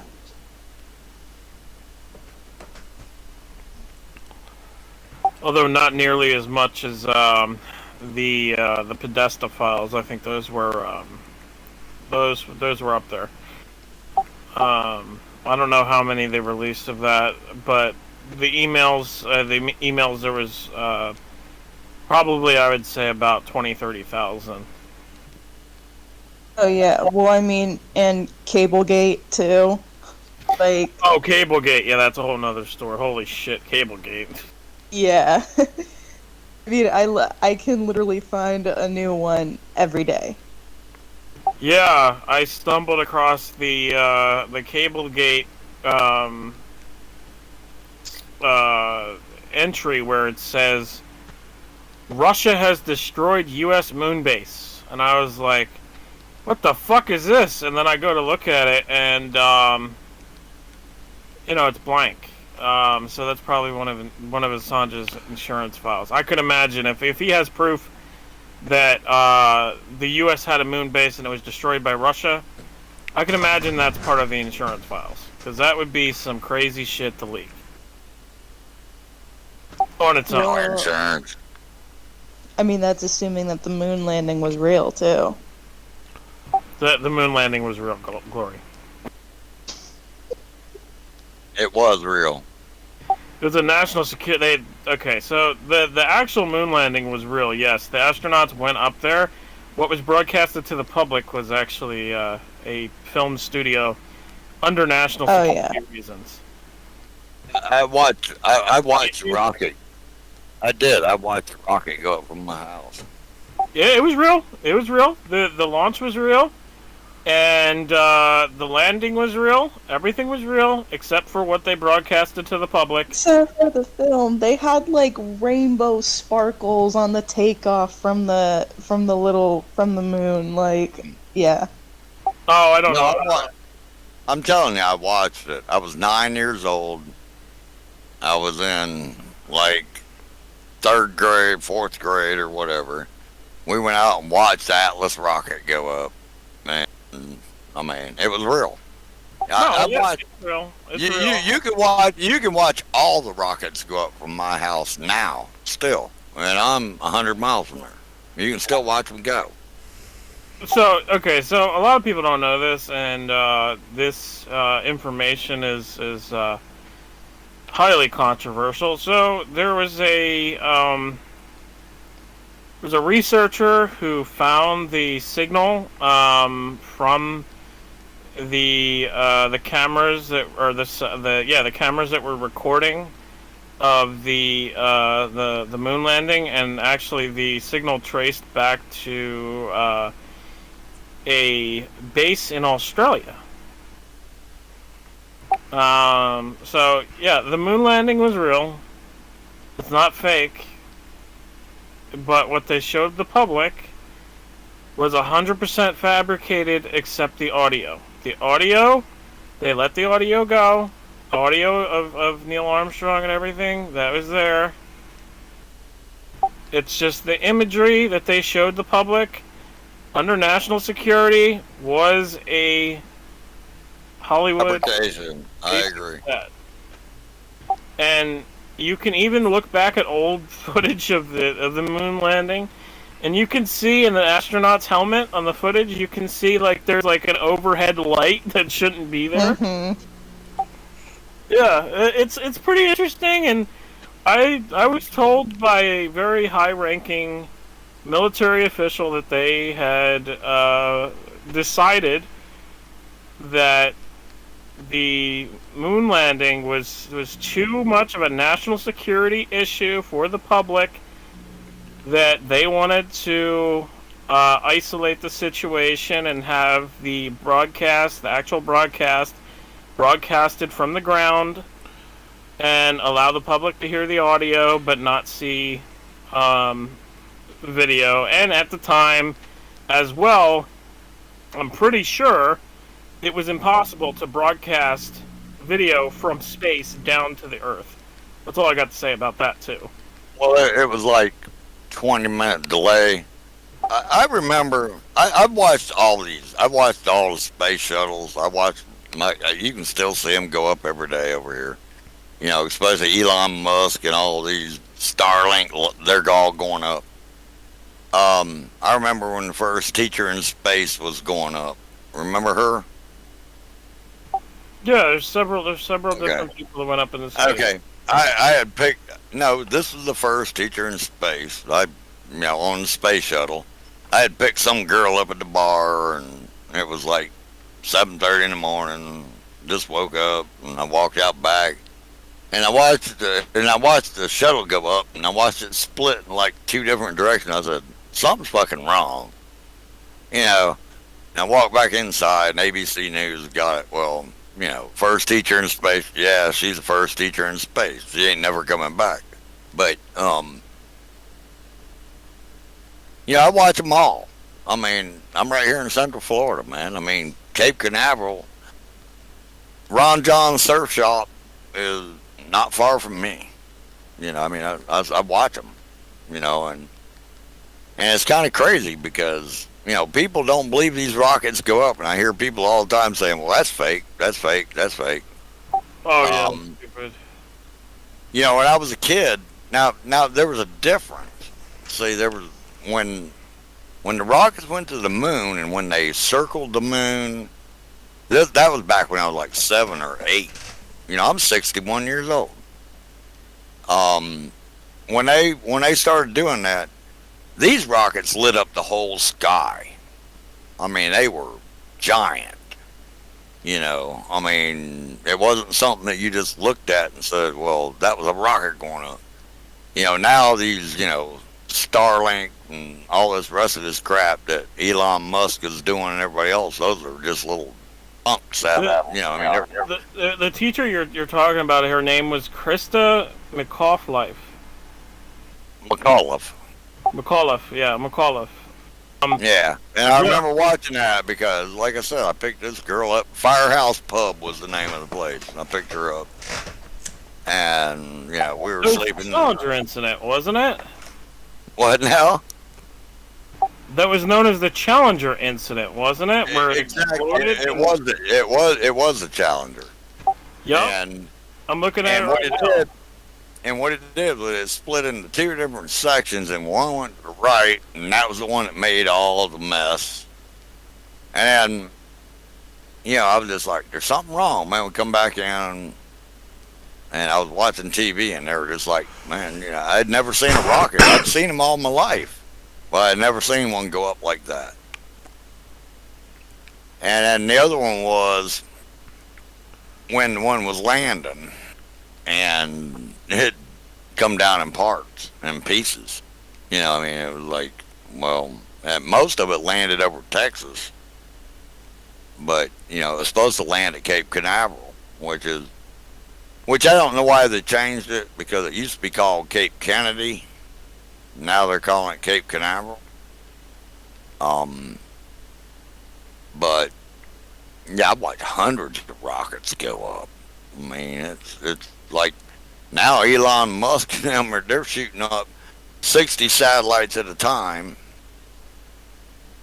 2-3 times a month. Yep. And it's crazy. It's like you look out there, but these are little rockets. These aren't like the Atlas rockets. Like I said, the Atlas rockets, they shook the ground. I mean, when you could actually feel it shake the ground. And this thing, Cape Canaveral's, 20 miles offshore. But it would actually shake the ground. Even the shuttles would shake the ground a little bit. But all these other, little trash that they're shooting up now is like, man, this is a joke. But I'm waiting because I really want to see when they make this next moonshot, because they're supposedly bringing back, the Deltas and the Atlas. It's supposed to be a big rocket, and I want to hear it shake the ground again. Well, yeah, being that close to it, I mean, yeah, it's gonna shake the ground. When it's taking off, I mean, that's just physics. But yeah, I mean, like they've been to space time and time again. Like I just don't understand these people that say space doesn't exist, like, or they fake all the fucking rocket missions. I mean, What? no, I'm serious. There's people out there that literally believe that, Glory. Yeah, but For tell them to religious go up. purposes, or Tell them to go look at the space junk one time. Just look at that map. Well, yeah, I mean, but no, they think you can't tell them to go look at the space junk map because they'll say, "Oh, that's fake by NASA." They think NASA like fakes everything, and it's not like that's not what's going on. What's going on is that NASA's owned by the Department of Defense, and the Department of Defense controls NASA's missions. They took over Project Clementine. They took over Project Moondust. They took over Project Golden Dragon was one of them, and then they also took over another project as well. I can't remember what it is off the top of my head, but all of the moon missions from Okay, yeah, they are in charge of every launch from the Cape. yeah, the DoD is, yeah. They stopped one last month because they said an aircraft come within 60 miles, and it was just like a Cessna or something. I mean, they have.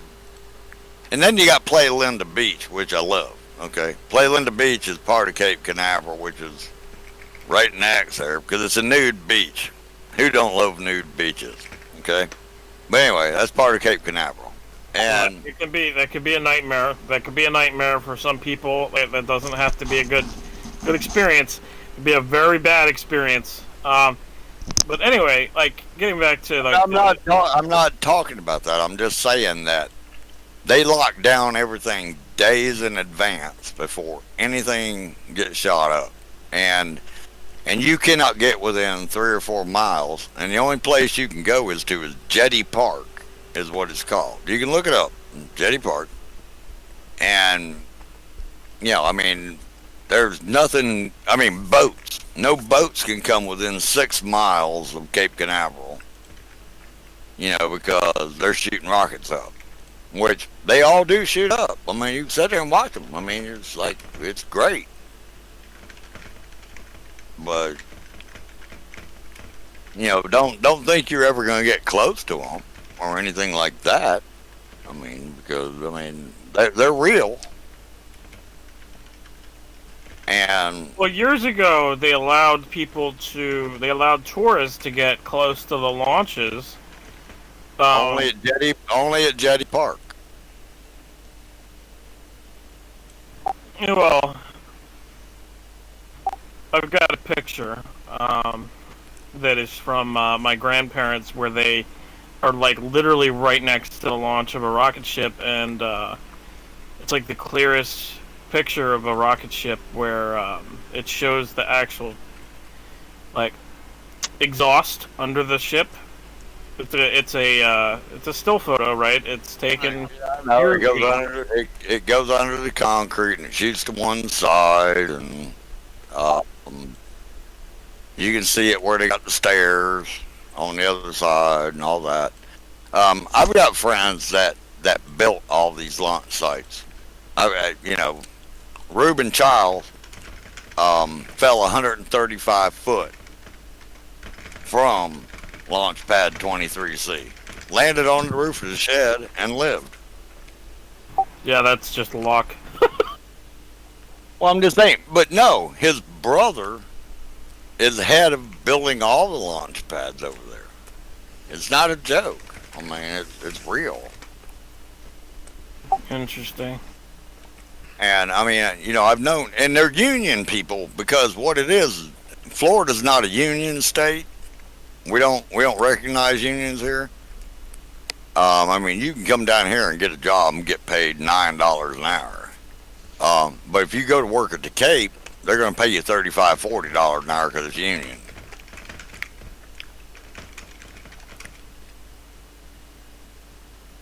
I've watched these people, I mean, Reuben got, I don't know. I mean, I don't know, he's in jail right now, 36 years. Because he ran over somebody when he was drunk.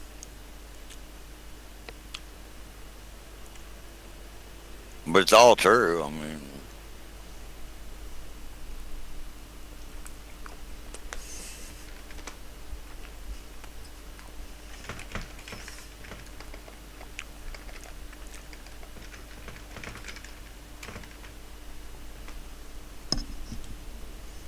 Oh, wait, while we have the dead air. Our friend Terrence is he's on the ground at the StopLine3 protest right now. I wanted to read off some updates that he's giving from his Twitter. He's hella shadow banned, but at Terrence_STR for updates. He said there's obviously, because these happen at all protests, but there's a police surveillance helicopter flyover. Bell 206 costs about $900 per hour to operate. They use these helicopters to attack water protectors with rotor wash and flyover roughly 4 to 10 times a day. And I also heard that 7 people were arrested a couple days ago at Camp Fire Lake, I think it is the name. There's an Ojibwe woman that he quoted on her experience, where she basically said, shot by a line of law enforcement guarding a tar sands pipeline with rubber bullets, pepper rounds, and mace paid for by Enbridge. Some of the unarmed land defenders hurt far worse. 20 of us got sent to Pennington County. We were denied medical care. This was 17 hours ago he said that. And let me see if there's any other updates here. I mean, people all over really are getting arrested as a result of the Line 3 protests and just literally defending, because not only is the pipeline going to be awful for the environment, but it also violates several treaties with the indigenous people, specifically the Anishinaabe and the Ojibwe people, because that's whose territory it runs through. But yeah, our friend Terrence has a GoFundMe because he's running supplies there, so I'll put that in the chat here. And I just wanted to bring that up real quick. So yeah. Yeah, Mark will tell you. I don't know if AK was around then or not, whatever, but remember BlackRock? Yeah. I remember Terrence was at BlackRock. Remember he was at Hawaii too. Remember he was up on the mountain in Hawaii? There was Yeah, he was He was like, he even had like a drone with him and everything. But there's this guy that goes everywhere to support these local people everywhere. Well, he had Yeah. the drone. He did. He had the drone up there in Hawaii. He was over the volcano. Remember, he was up there. I don't remember what island it was, but he had the drone up there, and he was up there with all the people, and we were doing it live here on ABB.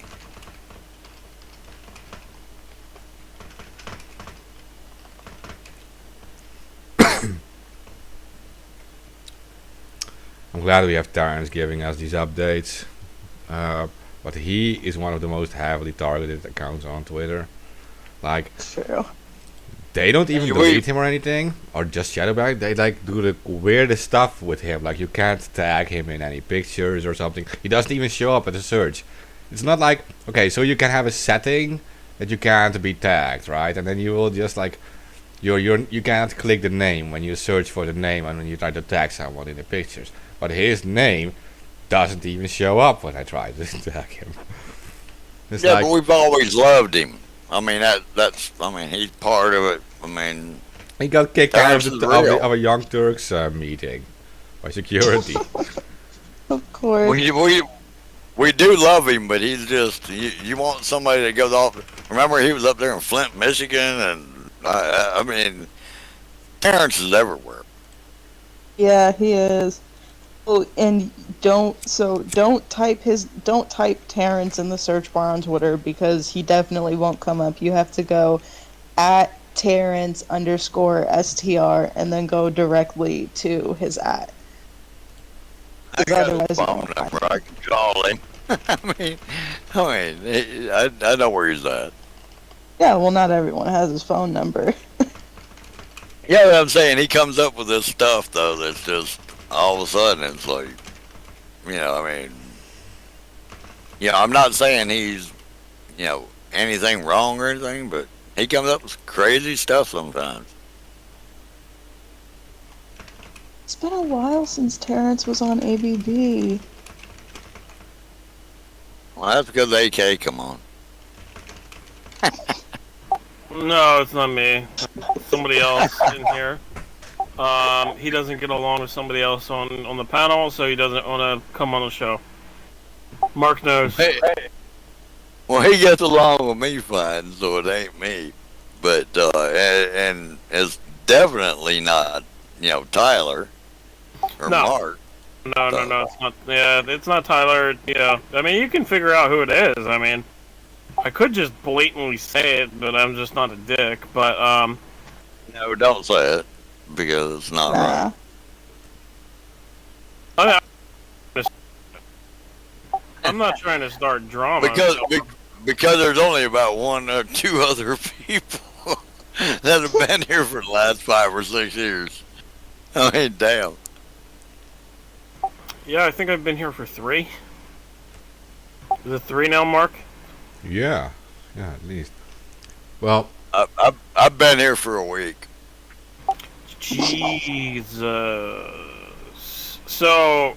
we just can in actually one be day- open about it, I think. I think we can be open about it. No, I'm not gonna do it. I do have like incredible breaking news, and I want everybody to pay attention to this. Okay, I'll do that then. In one single fucking day, Ethereum has burned $10 million worth. One day. One day. That I made almost 15,000 off Ethereum today. it's going to go up in like ridiculous value. It's burning 10 million on just one day today. We burned $10 million since the hard fork for EIP 1559. But I'll show you where I've made over 20,000. I'm just saying, like, if people don't buy Ethereum and pay attention to, I don't know, man. It's just a chance to actually make money and get out of that whole. By next Christmas, it will be worth 50,000. I'm gonna tell you right now. Next Christmas, meaning this year? No, I don't think it's going to be 50,000. But This year, I'm talking about, next year, it will be worth 50,000. I could see that. I can't see it being worth 50,000 this year. But, No, it's going to double. It'll be worth 5,000 December this year. No, not at all. It'll be worth more. I was going to say, if you didn't think it was going to be worth 5,000, I'll bet you 5,000. No, it'll be worth way more. Well, that's what I was telling you. That's why I was asking you if you was going to invest in a couple things. What you invest in? My money is going on Ethereum. In short term I say Ethereum, and long term I say Cardano because it has more room to run. Like, I got Cardano. I got more Cardano account, but I was buying that for 52 cents or something. Oh yeah, you did listen to me. You listened to me when I said to buy it at 40 cents, and then you saw it go up, and then all of a sudden you started buying it. Yeah, okay. I probably did because you know a lot more about this than I do. That's what No, I'm because telling I posted Cardano on my Twitter, and said everybody should buy this now. Oh, like no, I didn't 40 see it on cents. your Twitter. It Yeah, had I to be just on. said it It had to directly be on ABB too, but yeah. Yeah, you might have said it on ABB and I heard it because I've been So- eating up Cardano. And it was like, Yeah, so was Juan Passarelli. Yeah, he was saying about when we were when he was on the show, he was talking about Cardano, and we were talking about it multiple times. I think he came on twice, right, Mark? I think I ever heard Yeah. that. Honestly, I mean, I just been researching the shit out of it. Well, And like I said, ask him, and Allison's telling me what to invest in. So And you don't think Allison's real? I'm telling you. Okay. no. I think Allison's real. I think it's a real AI. Yeah, 100%. I don't think that you can't make an AI like that. No, I know you can. It's I not mean, that. she's ANI. She's not AGI. She's narrow intelligence. Okay, but she can tell the difference between something that's trending and something that's not trending. And she was telling me, I mean, and it's not only her. It's not that. I'm not going to say she's the only one. Saying I researched the hell out of it, and that's what it tells me to buy. Yeah. So another topic here that I have is intelligence agencies scour reams of genetic data from Wuhan lab and COVID-19 origins hunt, and this was happening in China, as China orders COVID-19 testing for millions of residents. So, U.S. intelligence agencies and other Western intelligence agencies are digging through a trove of genetic data that could be the key to uncovering the origins of CV as they decipher it. The giant catalog of information contains genetic blueprints drawn from virus samples studied at the lab in Wuhan. So now they are now admitting that it came from a lab.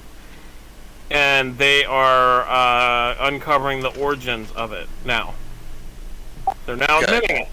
Now admitting it after years. When I said it, in what? March? February?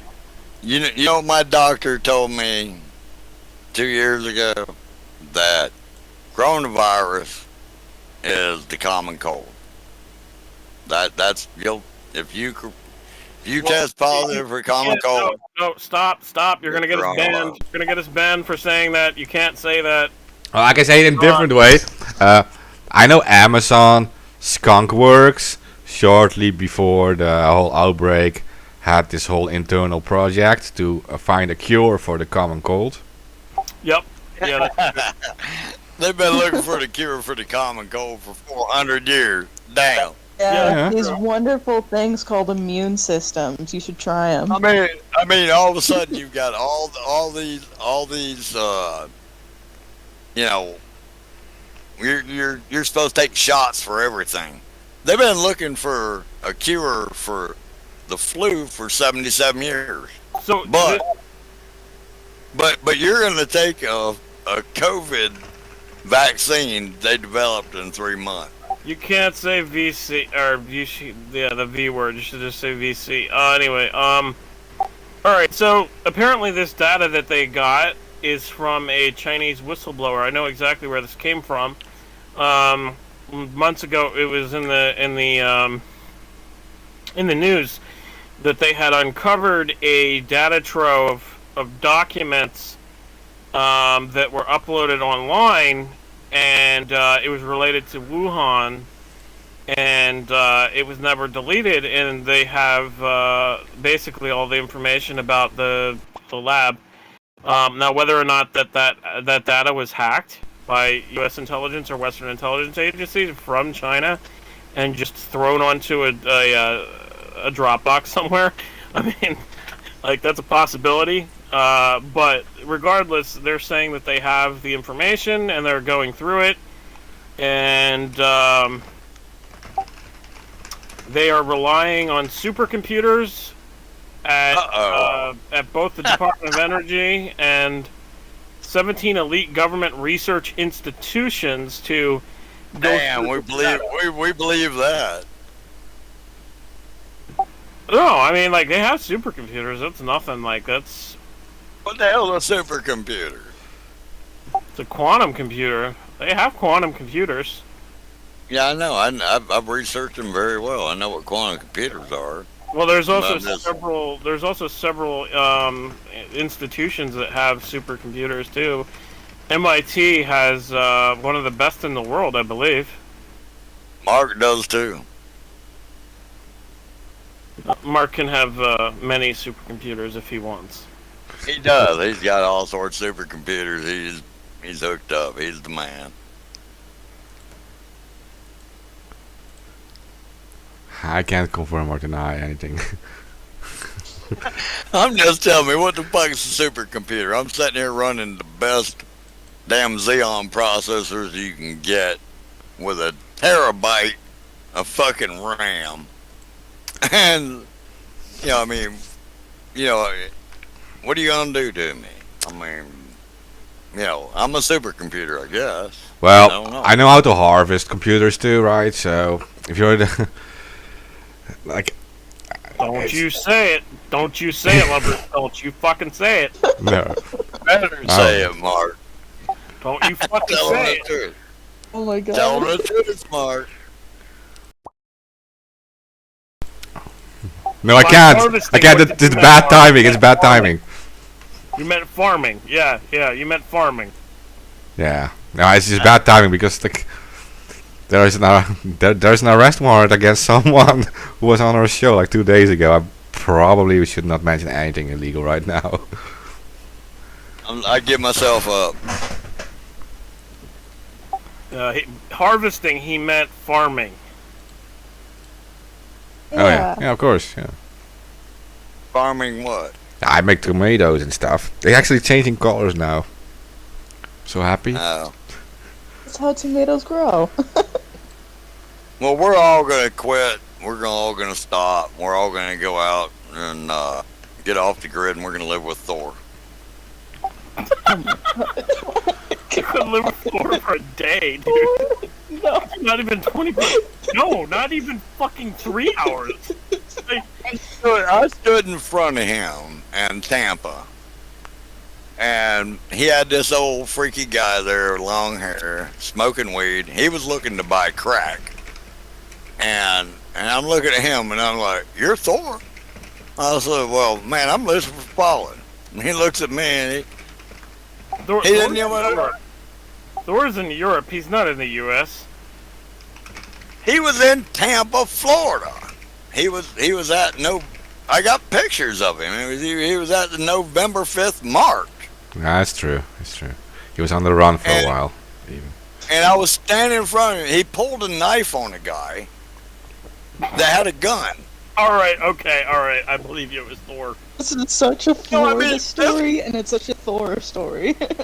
No, it's serious. He pulled a knife on a guy that had a gun. And I'm like, You don't pull a knife in a gunfight. I mean, come on, man. You know, and then this long-haired guy chased him around. He ended up with, and I'll get a non-watch on here. He ended up staying over to non-watch's house for like 4 or 5 days. The cops were chasing him. He left the United States with a warrant on him.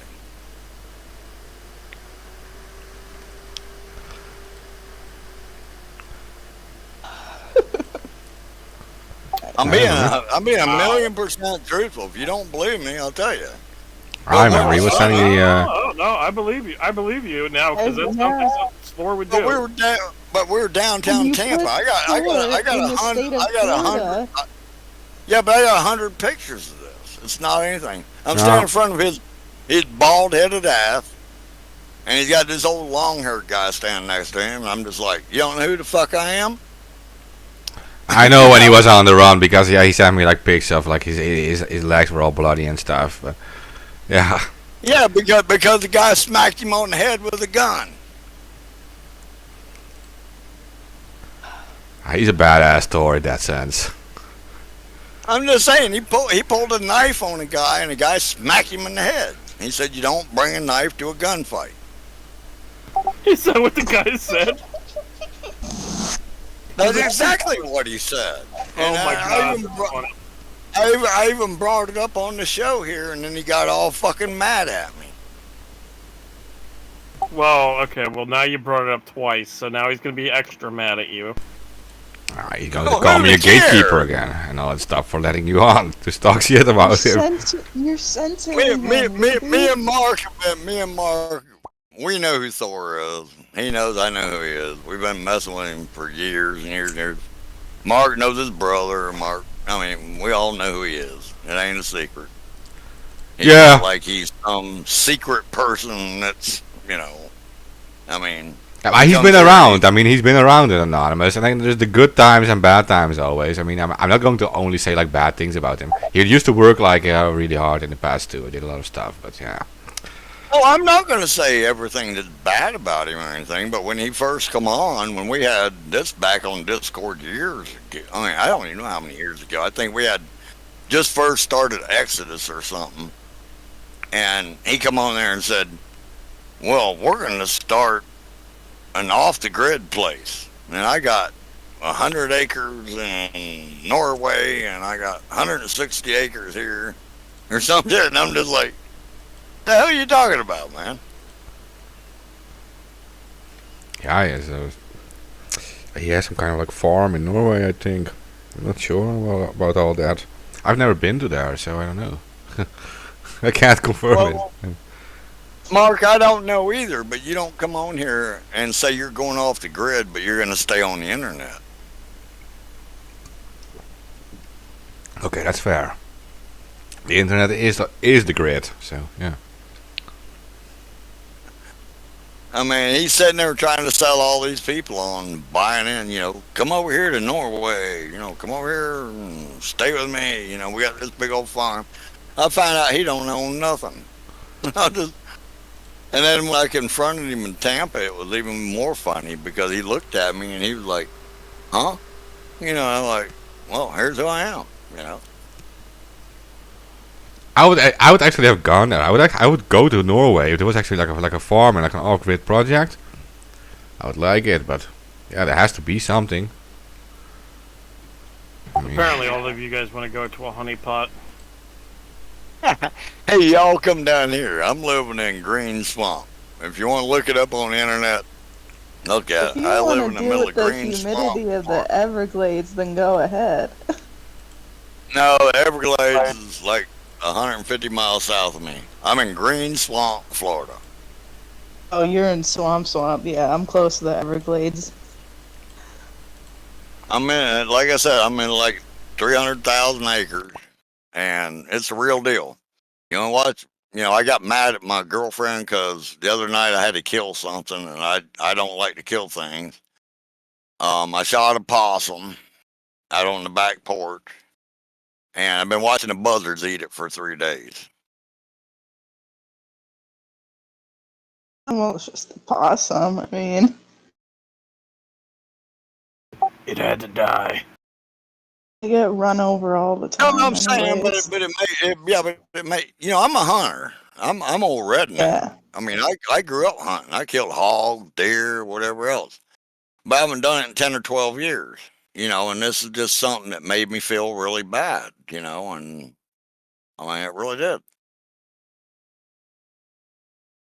I mean,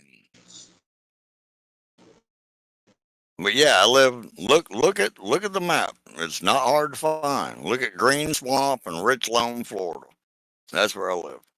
I live in the middle of the swamp.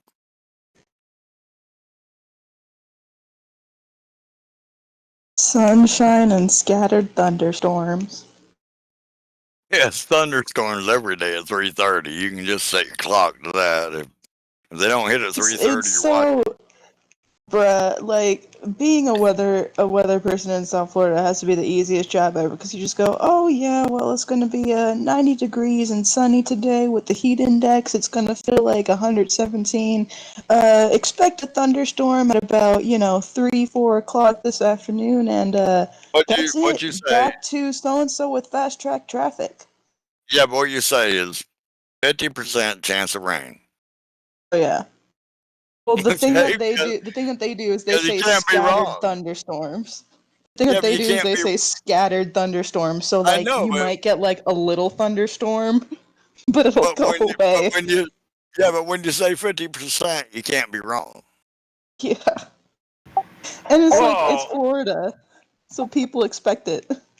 wait, because there was, we go back to the thing that happened in China. There was a tropical storm. Then the meteorologist said, oh, it's nothing, it's gonna fade away. All of a sudden, that became a fucking hurricane, barreling at China. I mean, so, They're not called hurricanes in China. whatever the fuck they're called. I mean, They're called typhoons. Okay. uh, But we got two headed at us right now, coming off the coast of Africa. We got one that's 40%, one at 60%. So, and next week, yeah, we'll be getting hurricanes. I'm used to hurricanes. What the hell? I mean, it's But just like, but that's the thing, is most of them die down before most of them die down before they ever reach Florida, or they like redirect away completely. no, they don't. I got hit by a 3 in 6 weeks. 3. I'm talking about 3. 100, 125, 140 mile an hour wind. 3 Past in year? 6 weeks. No, 3 years ago. Last year we got one that come by here that blew up on us. That was over 100 mile an hour, and I can't remember, it was Earl or something. But yeah, we're used to hurricanes. I mean, hurricanes. Yeah, I know. I'm from here. You know, I mean, people up north, it's like Superstorm Sandy. Okay, they raised hell because the winds were 50 mile an hour. That's not even an afternoon thunderstorm here. True. I ain't even gonna cap. It's I mean, when you hit funny. 50, It's funny 50 mile going an to hour, I school. mean, what the hell It's you funny gonna going do? to school in LA and watching how people react when it starts raining out in California. Oh, I've been there, man. I've watched California, man. I'm up there on the high desert, low desert, Palmdale, Lancaster, San Diego, wherever. I've watched them. I go out there, and the biggest thing is I went to Lancaster and Palmdale. I had to do a couple of Dannies up there, and they had a boat dealership. They had one boat. The thing had like 2 inches of dust on it, and they got a reservoir that they call a lake that you're allowed to fish in it for 6 weeks of the year. Oh shit, speaking of things you can swim in, apparently in France, police made a surprise visit yesterday afternoon in a swimming pool in the whatever that is, Vosges, or however you would say that, to check people's vax pass. This is France now. Random checks by police to see if your papers are in order. Do you live here in Florida, Jolie? Gloria, or are you Yeah. out? Okay. Well, what was I the go to big school news? in LA. But Okay, yeah. what was the big news today? That they had the python hunt and they caught 1,100 pythons down in the Everglades, and the one guy got 10,000 because he caught 41. you know, I was like, that was the big news today. Yeah, I mean, you have to do that shit because it's invasive. Like Well, it is. I remember growing up, like the big, like when pythons first started, like really becoming invasive in the Everglades. Like the big thing was like I'd sit in like freaking elementary and middle school, being like, oh my god, pythons versus alligators, who's gonna win? And Let then me show you. Let me show you a picture. I want to show you something. I want to show you something because you'll know what I'm talking about. I'm gonna try to hide my face because I don't want people to see my face. But let me find this. I'll show you me catching an 8-foot alligator and grabbing it by the tail and just holding on to it because gators do not scare me. I mean, I the mean, audience doesn't have to see that. I mean, I'd give a. you could just show it to us in Discord. I mean, Well, that's what I'm going to do. But I'm just saying that, gators mean nothing to me. I mean, it's like a joke, man. I mean, everybody thinks that, alligator's going to attack you and eat your family or something. I'll grab a 7.5, 8-foot alligator, and I mean, no joke, and just sit there and play with it in my airboat. Because they're more afraid of you than you are of them. that's true. And half Well, the I'm time fine. people actually encounter them outside of the water, it's because they're just chilling. So it's like, okay, don't bother them and it's calm. Well, I'm gonna put this in here. Let me find it here for a minute. Well, I'm trying to. Damn, it's starting to piss me off. I got 10 million pictures, and this I'll show you 4 or 5 pictures. It ain't no big deal. Okay, where's man Grizz?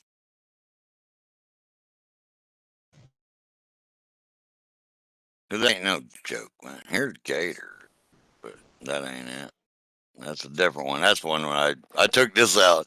You'd had to seen this one. This one was like 3 foot long. I put it in the cooler, and I took it out where these. I'm part black, so don't ever think I'm racial. Or anything like that. But I went out there and there's a bunch of black people were sitting on buckets fishing, and I went out there like a 3 or 4 foot gator, and I threw it in the water. And it turned around and ran back, and all these everybody dropped everything, man. It was like, it was crazy. I imagine they did not like that. Well, I'm saying no, they just dropped everything. Their fishing poles and everything were just laying there. Like they thought I did something wrong. I was like, hey, you know, just a little gator. I had it in a cooler because if you put them on the ice, it slows their metabolism down and they won't move. But it went like 30 feet out from shore and then turned around and came back towards shore.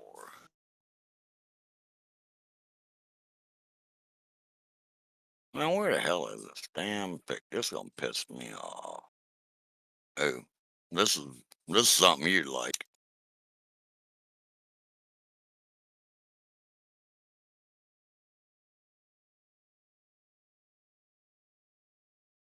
Nah, this is something I got going now. I gotta find the pic. Oh man,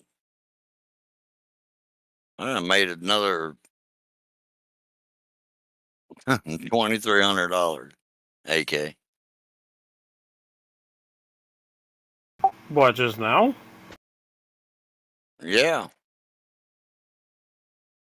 Um, Sushi swaps went up 7.31%, and Polygon went up 1.27%. And my highest balance on this wallet, 10,000. I made a little over, almost 20, and 24-hour change. Yeah, I said, man, crypto is very lucrative. That's why I recommend that everyone learns it and actually gets involved, because it's a infancy industry, and this is kind of just the start of things. I mean, this is like 5% of adoption right now. Like it's like early internet age right now.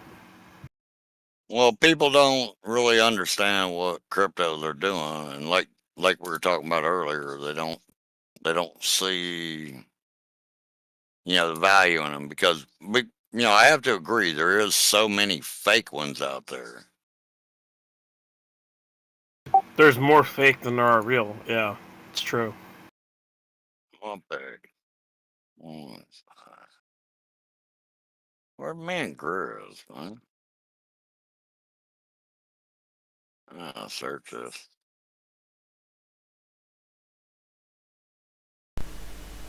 Oh man, this is pretty though. This is. Yeah, but while Hans is looking for that, French police really did a check for people's vax ports outside of a random swimming pool. Like this, because this is just something I got just cruising.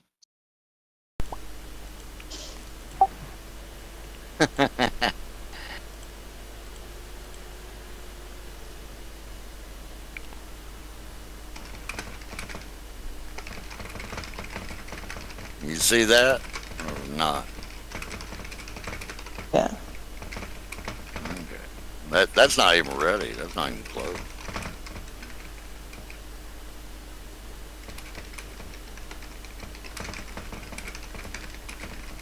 Chris, man. Chris pissing me off. About 20 of those sitting there just laying there. I have to put it up because it's that right there is bigger than a 2-liter bottle. And it's still got a little bit left to go.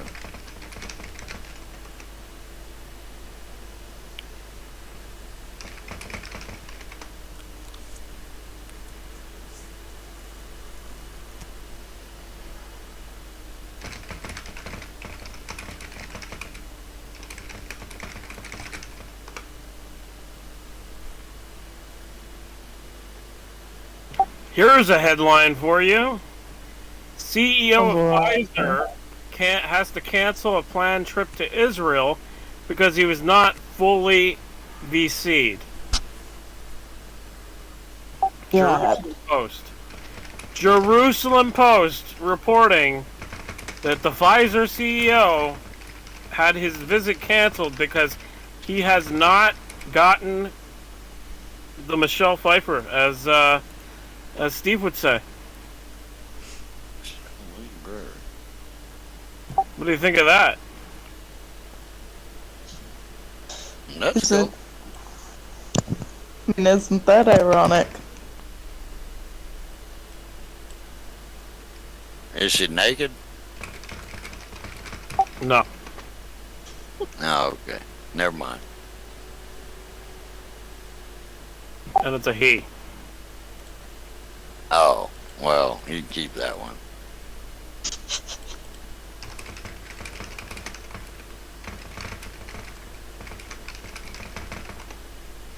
Anyway, this thing going. Oh, that's from March. It's from all the way at March. Oh. They might be dead by now.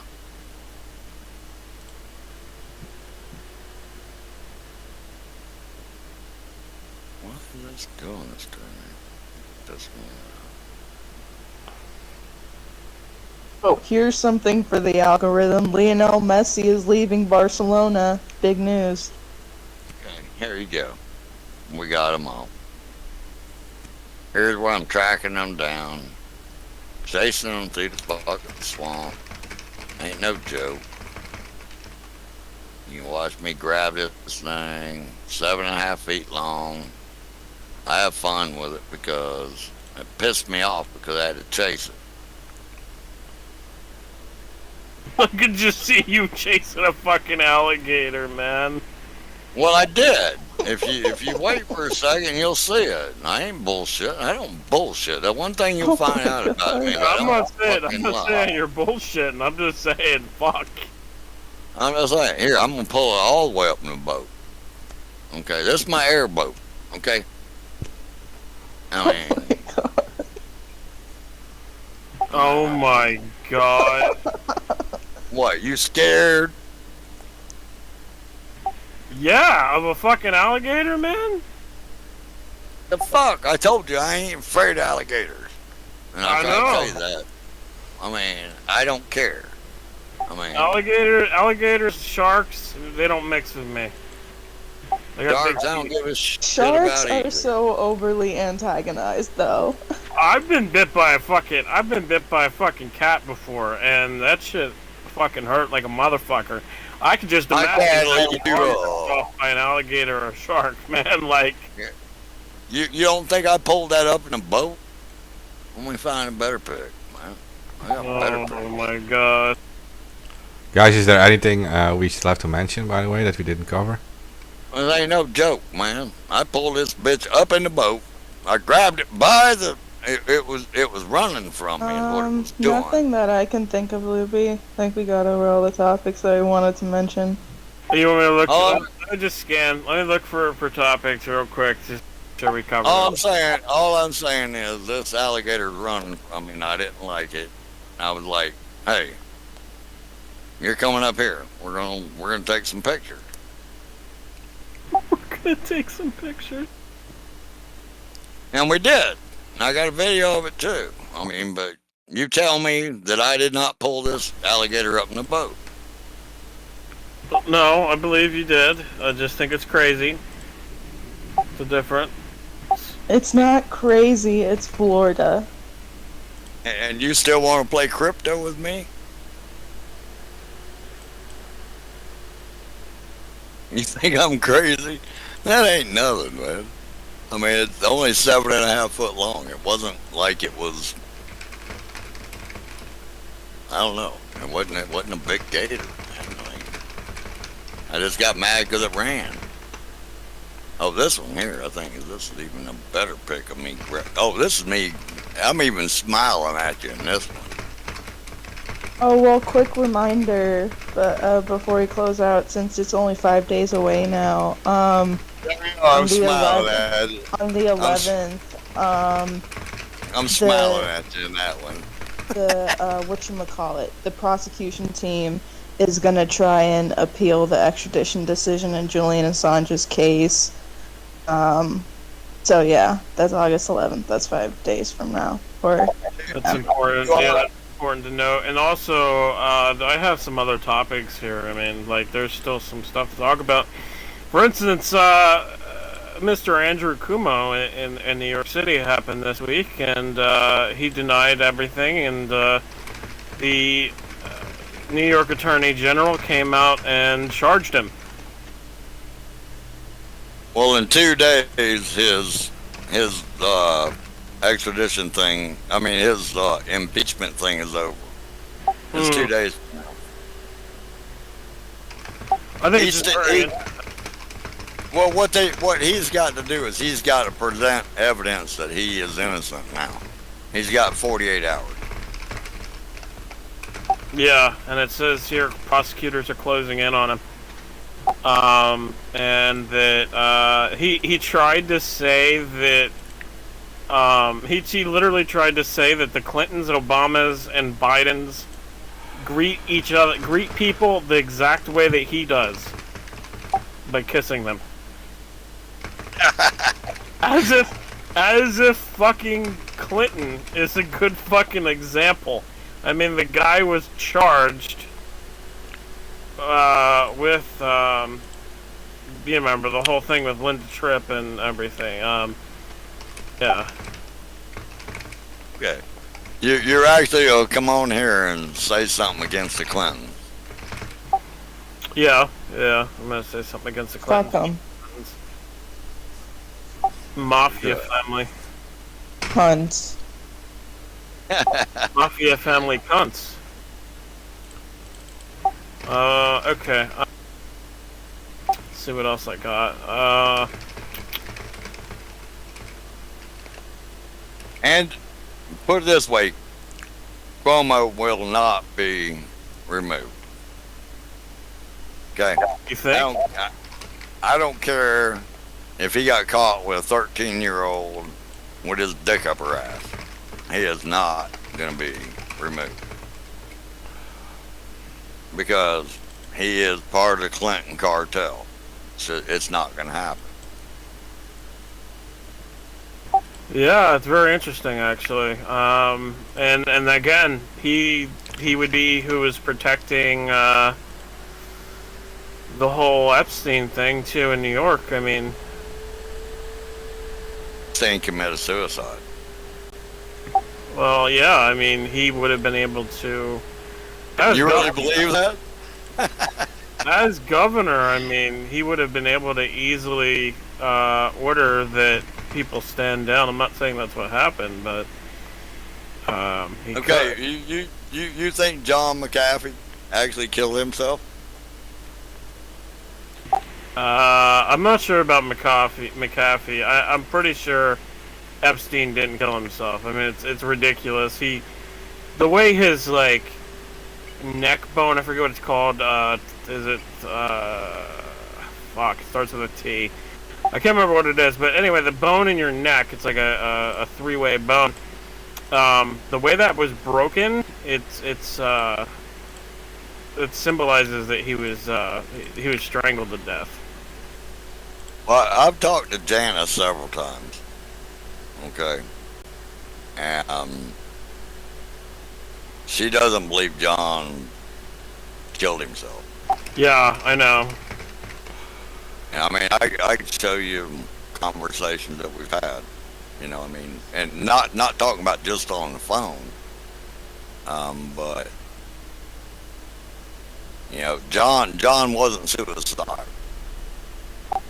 No, I think honestly, I can't see John going out like that. I mean, he would, if he was gonna write. The thing about the whole suicide thing is that note is just bullshit.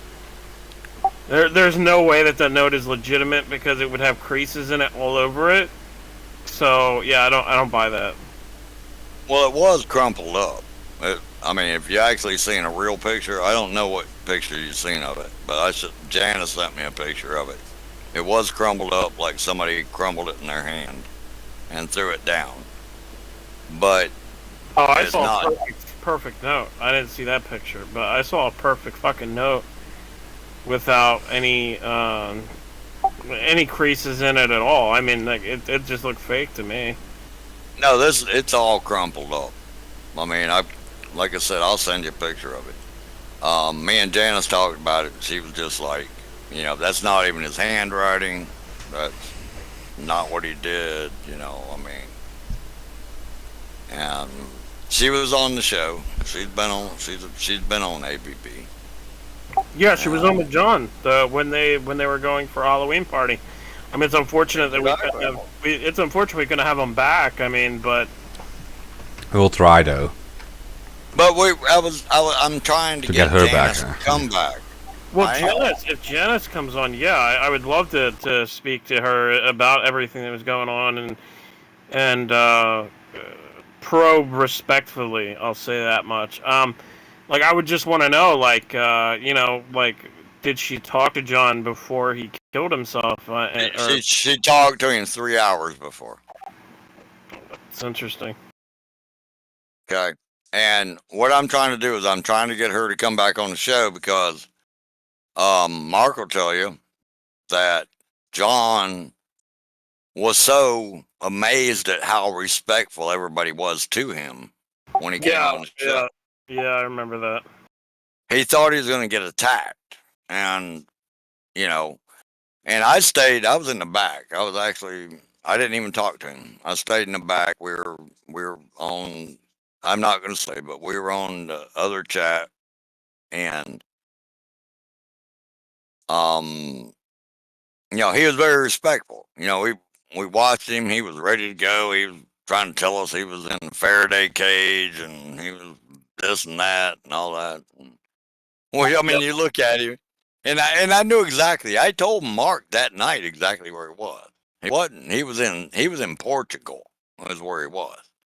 He was trying to say he was in Eastern Europe, but he Yeah, he wasn't. was just doing a disinfo campaign on that. I know that. Yeah. Remember, because I told you, I said he's in Portugal because he's going to a party, Yeah. and but I do want to get Janice on. I would love to get her on and talk to her. I want everybody be very respectful. Mark could probably get her easier than I could, but I've been talking to her, and she's just like, she sent me a picture of the note. It was all crumbled up. It's not plain. It wasn't just laid out. I mean, it's crumbled like a wad of paper. And I didn't get them on last time though. Someone else got them on. I can't remember who. Maybe it was Tyler. Terrence actually. Or Tyler? Terrence, Oh yeah. Terrence No, did. no, it was Tyler. I remember. It I have might- a good memory. Well, it might have been Tyler. I'm not sure, but I know Terrence was on. And Yeah. that's why I kind of set to the side, and we were talking in Google chat in the back, back then, and, just like we were all trying to be very respectful to him. Mark was talking to him a lot. Terrence talked to him a whole bunch. And we were just trying to be respectful so he didn't get, mad or anything else. And he was telling us about leaving the Dominican Republic and how he got his guns taken and how he got his, how he escaped or whatever. And, and he was saying he was in Eastern Europe. And I'm sitting there looking at, well, I'm not going to say what all I did, but anyway, he was in Portugal. And, trying to tell Mark, I'm like, he's in Portugal, man. I thought he might be in Spain, but he wasn't. And, he was very respectful. And he was very nice. I mean, Mark enjoyed it. Everybody else talked to him. And, I talked to him in the back for a few minutes. And before the show, we all talked for, how long, Mark?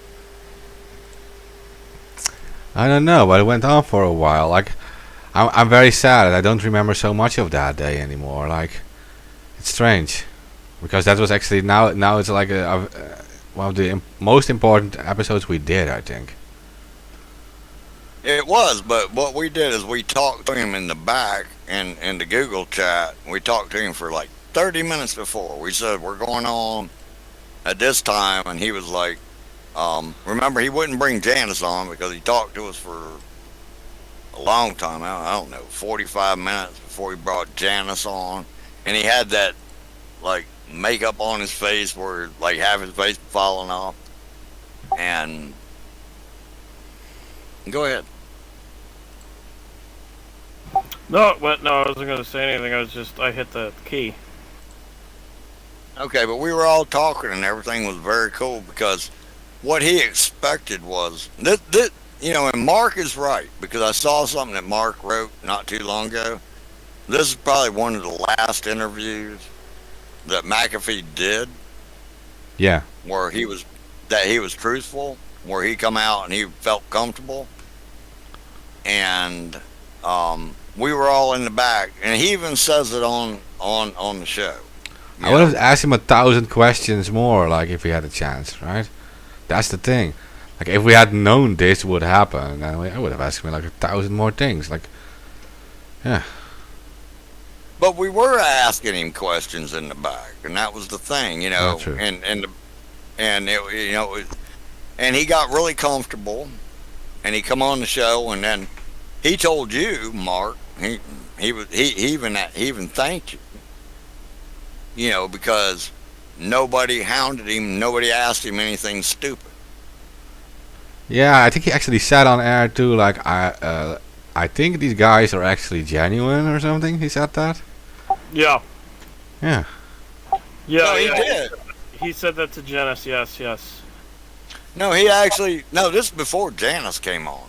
Janice didn't come on for a while. No, he said it on But- air too when she was on. I'm not sure. That you can hear him say that. He says like, yeah, I think these guys are actually genuine. Like they were actually being real with him. Yeah. And then he said he would come on again with us Yep.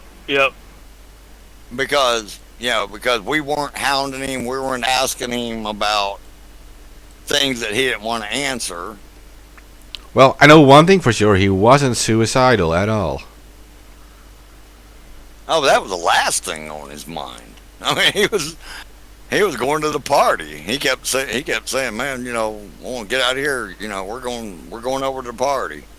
Actually, him and Janice were sitting there before Janice came in and even sat down, which was like 30, 40 minutes into it. He was like, man, I got to go to this party. We're having a good time.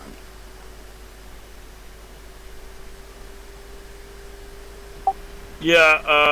I remember that Janice was there the whole time, sitting next to him, and didn't really get into the conversation until he started talking about kind of like some of the adventures that they've had while running from the feds. But I remember her being there the whole time.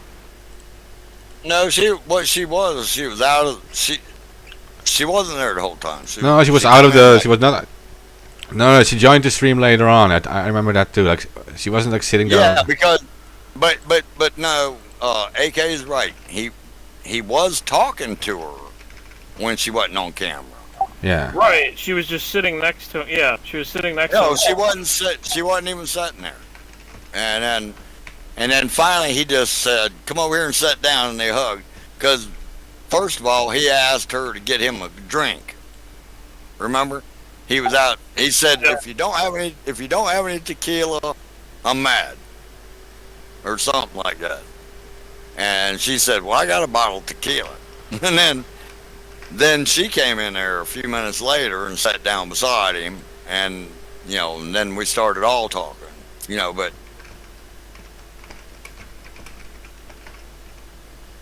I'm not an expert or anything. My memory is not perfect, but this is what I remember. And I mean, she, for the first half hour or 45 minutes, she wasn't in there.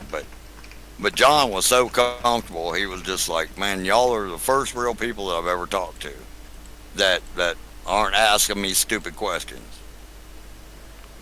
Yeah, he said something like that. Yeah, I remember that. Well, I ended the interview with the best question ever.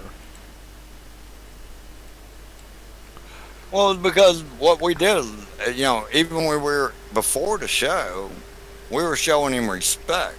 I mean, the man deserves respect. I mean, one thing, what did we ask him? The one thing was, how the hell do you remove McAfee from our computer? Yeah. That's the last question. Yeah. He was like, how the hell do you remove this shit? Man, we can't get rid of it. And he just laughed. Well, I mean, that was my point. My point was to make him laugh. But yeah, I mean, like the last question. I mean, like, because I was bugging him with a question, and then I was like, I have one more question. And he was like, all right, quick, what is it? I gotta go. And I was like, how do you install McAfee? Yeah, I remember that. You're right. You did ask him that because that was kind of funny because we talked about that before the program. How the hell do you uninstall this stuff? I mean, we're all people that are literate with computers a little bit, but No, it seriously is. Like, it's not easy to get rid of McAfee. You have to delete it out of your registry. Like, you have to manually go. First, you have to uninstall it. Second, you have to go into your registry and remove the McAfee from your registry. right. And then I got to take another 30 DLLs out. Yep. I mean, I know how to uninstall it, but it was just kind of funny because, we were asking, How do you get rid of this shit? You know, because 90% of the world's population could never get rid of it.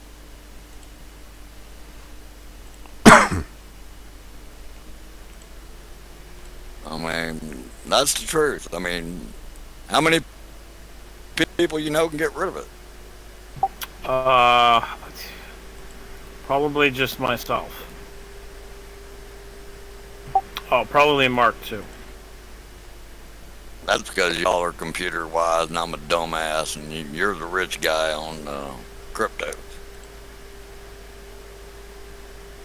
I'm just telling you. I won't deny that. I won't deny that. I am rich in crypto. Yes, this is true. Computer smart wise, I used to do coding. You know, I don't really dabble too much anymore in coding, so I kind of forgot some things. I still know some things here and there, but I've forgotten most of what I've learned. Because I changed my focus. I went from hacktivism to journalism and decided that, you know, journalism is worth more than throwing my life away for hacktivism, because eventually you're going to get caught. I mean, you're just going to slip up. I mean, but there are techniques to, you know, isolate your hacks and blah blah blah blah blah. Okay, I'm not doubting you in the words. I mean, I'm not one period. That was a joke. I mean, you're the crypto dude, man. You actually kind of got me involved with investing with crypto back 2 or 3 years ago. And I was like, what the hell is this crypto, man? You know, make a few dollars here? Yeah, okay. Well, I'm not saying I did. But... Oh man, back years ago, what was it, 2018 or no, 2017 and 2018, or mostly 2017. Steam. Oh my god, man. Like Mark is probably making a lot of money on Hive now, but I mean, like years ago with Steam, I mean, I was making like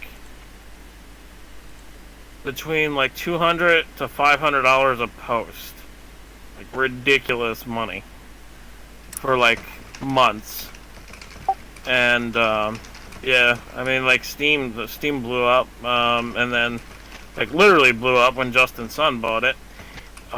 He completely killed it, and they kind of forked everything and shifted everything over to Hive. So yeah, I mean, crypto, man, it's very lucrative. You can make a lot of fucking money. You don't just have to be me. Although, you know, I branched myself out, made sure to connect myself with people, networking. That's the thing they don't teach you in life. Like, the thing they don't teach you in life is that networking. It's the most important fucking thing. It's literally the most important thing, networking. Will you throw me a pork chop once in a while? A pork chop? Oh shit. A pork chop. Okay, guys, let me end this episode. You can just continue this conversation. Yeah. I have, I think one more thing? Okay. I think. Hold on. No, I think I'm good. I think we're good. I don't have any more topics. I thought I did. I just want to mention real quick that on the 11th there are protests around the world for Julian Assange. Yeah, his case is going to kind of restart, right? American appeal. There will be like a first hearing on the 11th, and after that, yeah, we will probably get more dates for like the actual court case that Assange will be appearing in himself. But on the 11th, there are worldwide protests, and I think the Candles for Assange account on Twitter has most of them listed. She always lists all this stuff. Mark, can I interrupt just for a minute? Yeah. Do you ever think that honestly they're going to deport Julian Assange to the United States? I don't think Assange will be deported to the United States. No, is I'm it? gonna tell you. I'm gonna tell you what the UK's got, and that it goes back to everything we were talking about earlier. Is they got Prince William? Okay. As long as they got Prince William, Julian Assange will never be on U.S. soil. That's their trump card. I mean, it's not going to happen, man. Yeah. Well, like, okay, but so what I want to say is like just like with Commander X, the USA or like the West already like extradited him from a country, right? He was extradited from Ecuador. He was in Ecuador. He was an Ecuadorian citizen. He got asylum in Ecuador, and he was extradited by the West and taken from the embassy.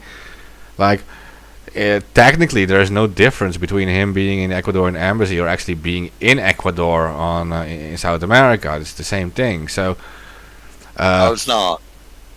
I mean, I'm gonna tell you legally, right now, no, legally there was a whole big difference between, and you know, Chris Doyen's a really good friend of mine. I mean, I've known him since 2010, 2011. Okay. They went and got him with legal warrants and brought him back to the United States. Okay. He's not even fighting it anymore.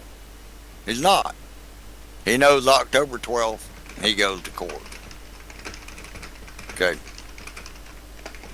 Julian Assange has been captive of another 3 countries since 2011. There's a whole big difference there. I mean, it's nothing. They're not the same. You know, I mean, Chris trying to get the charges here. You know, right here where I'm at in Florida, he's trying to get them combined with the charges in California. He's trying to get them all at one time. He's trying to get them all done at the same thing. He run out on a $30,000 bond from the United States. Okay, I love him to death. I'll never tell you any different. He's a brother. I'd take a bullet for him. But there's nothing compared to him and Julian Assange. There are, you know, you got one that's telling the truth that they're trying to barbecue him for. You got another one that did a little DDoS bullshit that run out on a bond. Okay? It's not the same. I mean, don't ever compare. Go ahead. I'm just saying, don't ever compare them two because, you know, I mean, Chris is a really good friend of mine. I've known him forever. But Julian Assange is a totally different case, man. This is something different. You know, you got Prince William that's wanted on child porn charges in the United States. Okay, as long as they hold Julian Assange in the UK, they'll never have to bring Prince William here to answer questions. So it's a big difference. You know, I hate doing this and I hate having to break the truth about everything together, but that's the deal. You know, I mean, it's 2 whole different stories.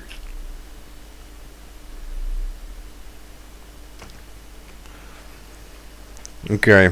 Yeah, well, at least on the 11th there are worldwide protests. That's really what I wanted to mention because yeah, it's not so far away. It is like, what is it now, 5 days, and people can go to their local embassies to protest. You can find the protest list on Candles for Assange on Twitter. She always collects all of the protests. That's what she focuses on. So yeah. And it's necessary. I might have some updates about the Commander X thing soon, but I have to confirm it is allowed to already talk about that. So. Well, he just sent me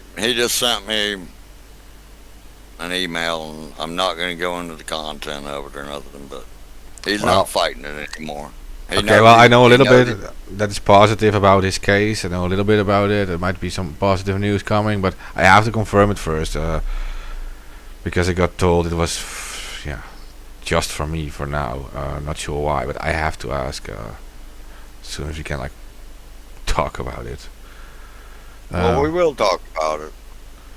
Yeah. I'm just saying, I mean, as far as Assange, as long as you've known me, I'll do whatever for Julian Assange.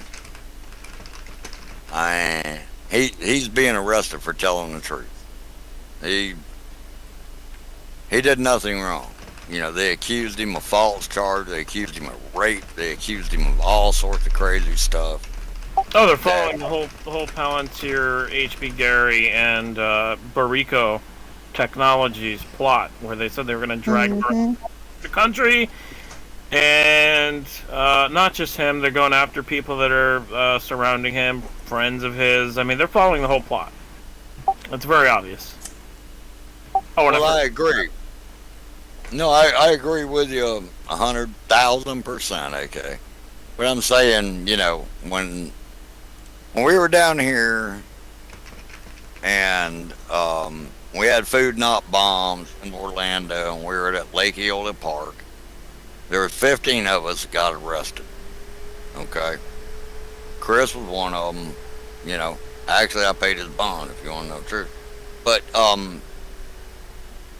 we all got out of that. He went back to California, and he was still with the food not bombs thing, and he got involved in some stuff. And I don't know, maybe I shouldn't even go into this. It's wrong time, wrong place. But anyway, no, wait for the end of the show. Let's end the show, and then But I'm saying he ended up skipping out on $30,000 bond, and he went out and he rubbed up until the last minute. He was when he did that documentary for Canada. He's running it. Yeah, I mean, you cannot rub the U.S. government's face and shit 100,000 times and expect them not to do nothing. I mean, what do you expect? I mean, he wasn't hiding where he was. I mean, everybody knew it. I mean, damn. I mean, I feel sorry for Chris, but I mean, if I go stick my ass in the face of the U.S. government, what are they going to do to me? They're going to do the same thing. Doesn't matter. You think Mexico? You got LBO down there now. This guy's an ass kisser from way back. He's the president of Mexico. What is it? Kisses, not bullets, is his argument.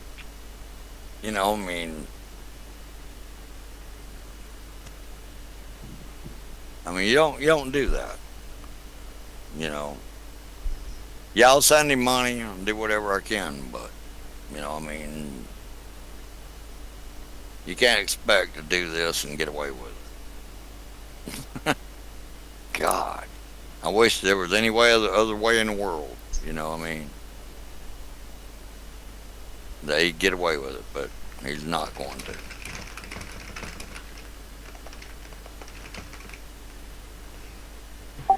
Right. No, it's true. It's very true. I mean, look, a week before they went down there and they arrested him, he did that whole documentary up there telling the whole country how he had escaped to Canada, went back across the U.S. They kiss his ass. He never had any kind of immunity. That was not what he had. I mean, I wish everybody would understand what he had. He had like a green card in the United States. He had a right to stay there. He didn't have where they couldn't prosecute him. Nobody kidnapped him. U.S. Marshals went down there with Mexican government. They arrested him. They threw him across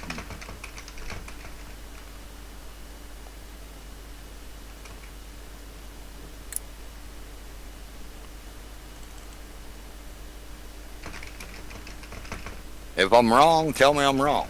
But I'm telling you the truth. I'm telling you exactly what happened. I mean, you don't do that.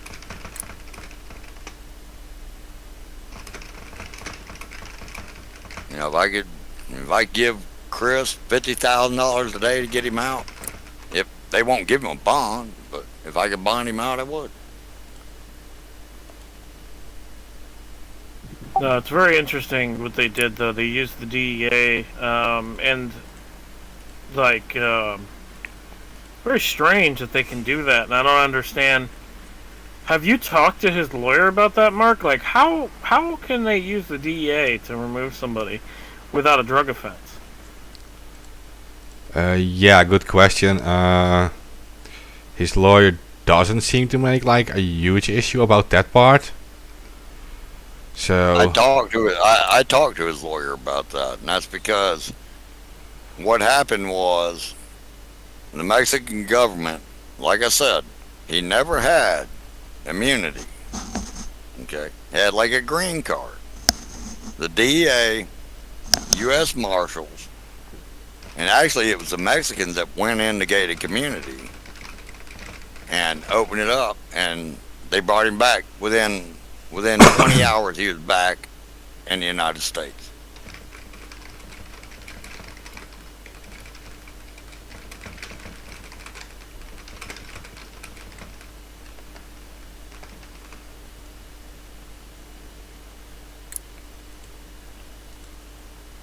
I'm being serious. I mean, y'all think I'm wrong, or you got something to show I'm wrong, tell me, because you know, I'm going to wait until I can confirm the last update, and then we can do it in the next episode.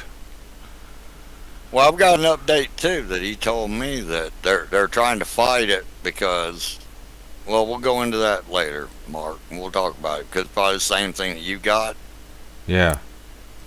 and you know, they're trying to contest it a little bit. No, well, don't. Let's just end the show and we can discuss it off here. Yeah. Oh, I thought this was ended. I thought this ended a long time ago. Oh, Jesus Christ! No, Oh god. no, we didn't done it yet. Okay, what we're going to do now? So Okay, please. so anonymous PSA: make sure to spam neuter your politicians and lobbyists and bankers and military contractors and royalty.